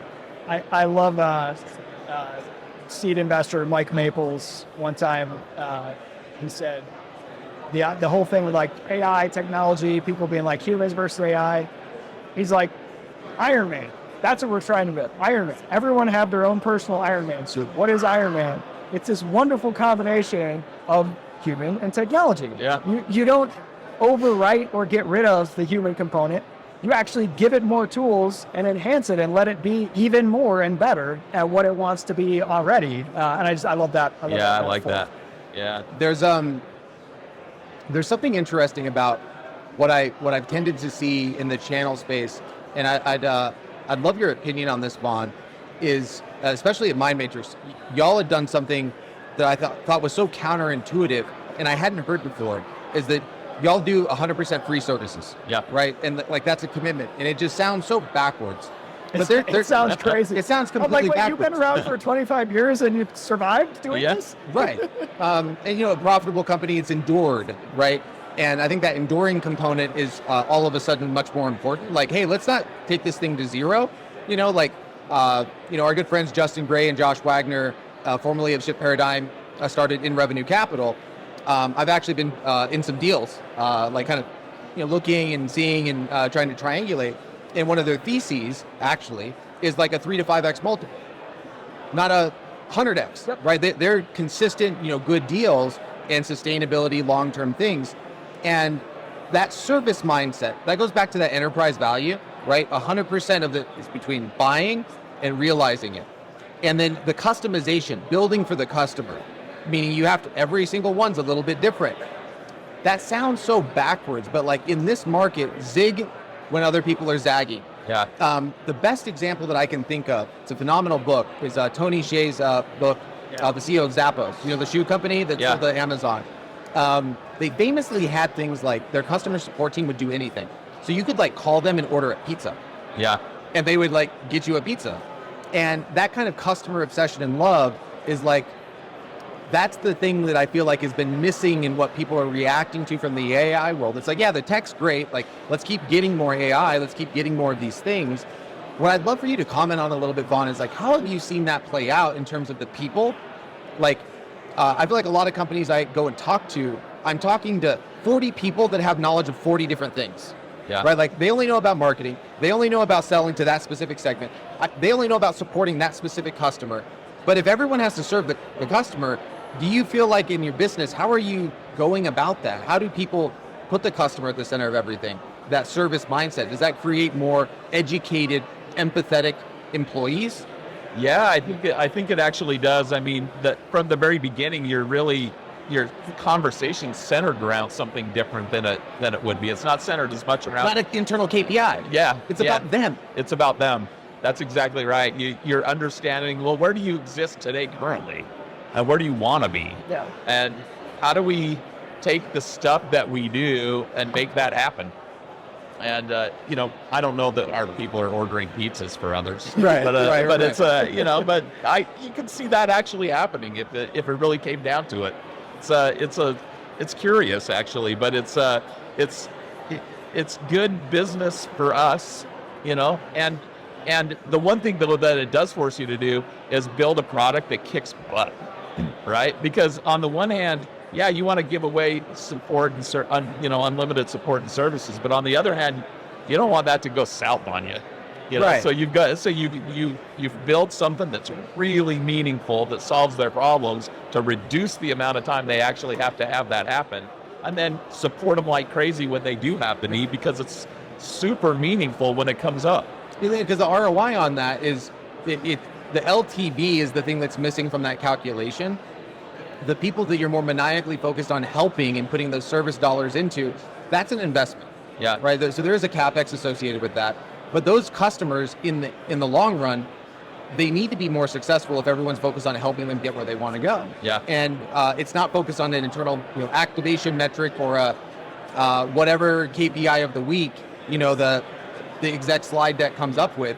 It's this counterintuitive thing that I feel like that can be the remit of what a partnership leader, I mean, we're at the Partnership Leaders Catalyst 23 conference, should be, is that you should be the forcing function to pull your company closer to your customer objectives. And not just use your voice, but use the voice of the people that surround that account, who they're already working with, and bring your executives into that and go, this is what we need to solve for.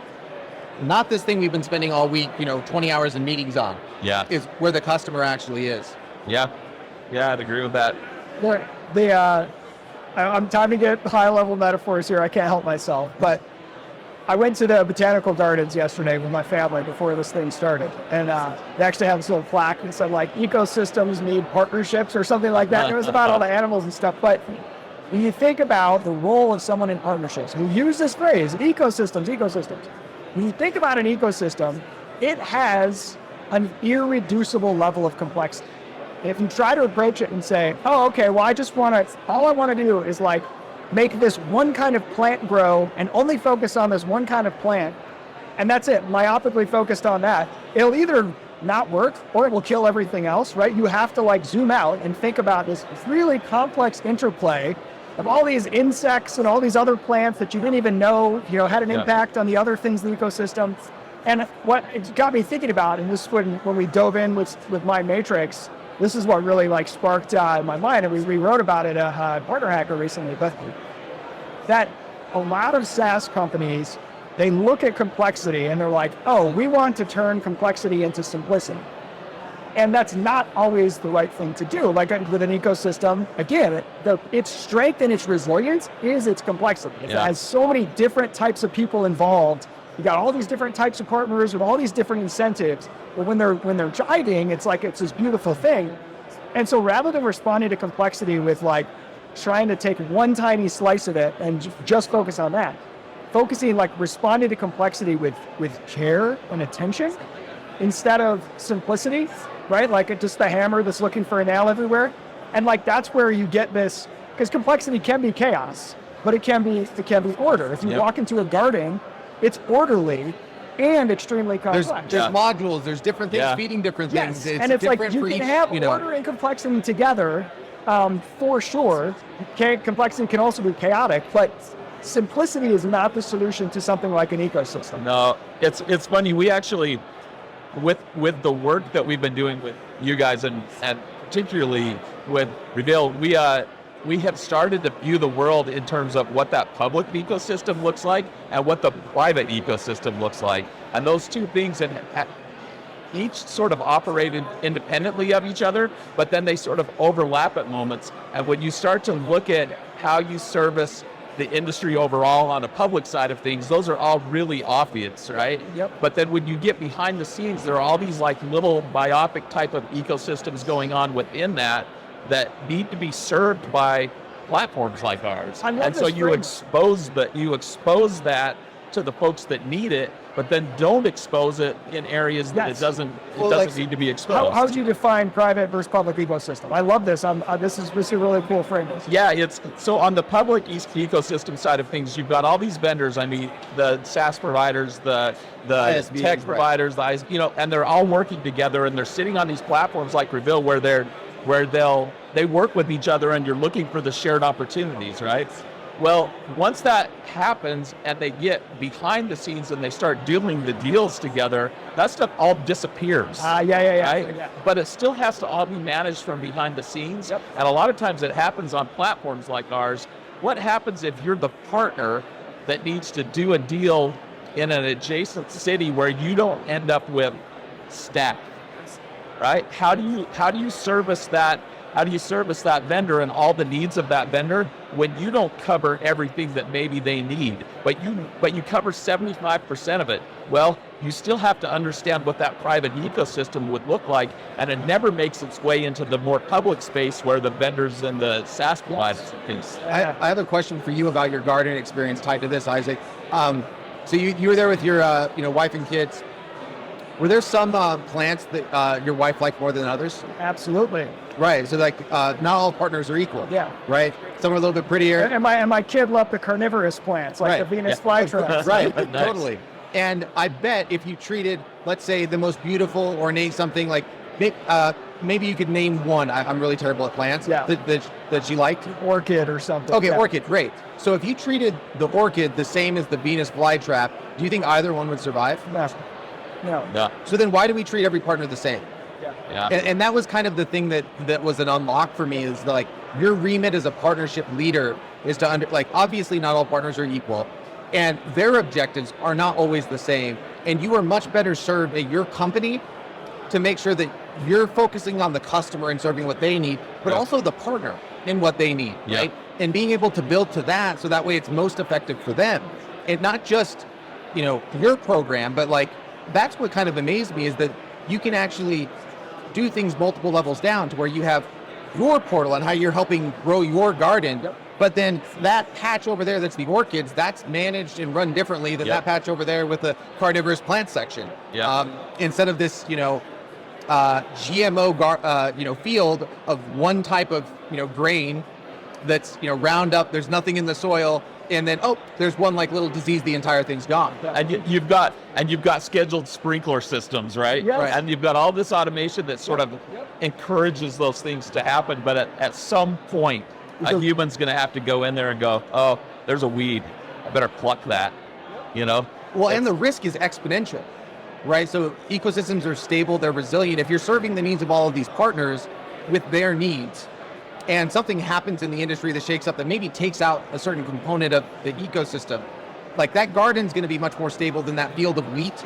It's like one genetic, it's literally one seed, one DNA. Something happens, the whole thing could go poof, gone, bye. And you have a lot more resiliency inside of these accounts. I mean, that's the way that I think it was the Bessemer Venture Partners, their State of Cloud last year, and they were talking about why every SaaS company, to weather the storm, needs to lead with indirect partnerships and filling that need, because of the resiliency and the stability, right? That diversity is something to embrace. So maybe it's that even, to use a more recent buzzword, is like, the diversity is something to embrace when it comes to how you serve your partners versus, hey, we've built the ultimate thing for partners. Well, you know what partners hate? Partners don't hate portals. I think I'm going to go back on that statement.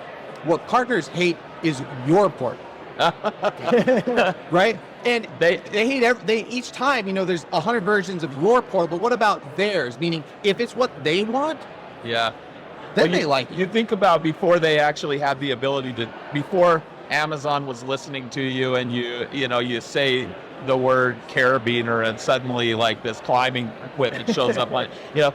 It used to be that you'd be like, why are they feeding me this thing that makes no sense? I am never going to be, a Cadillac driver. So why is Cadillac advertising to me? Well, it's all about segmentation, right? And if you're not going in and you're producing these unique environments for the different types of partners and the unique ways to interact for different people that interact in those systems, you're going back to the 90s when you're just serving up Cadillacs to 17-year-olds. That's like marketing automation 101. You just made all of partnerships extremely simple to every marketing leader out there. It's like, do we send the same email to every customer or every prospect? No, you segment, right? You treat them all different. And I think it's so silly that in a lot of ways, partnerships, we build these experiences in a way that are one size fits all.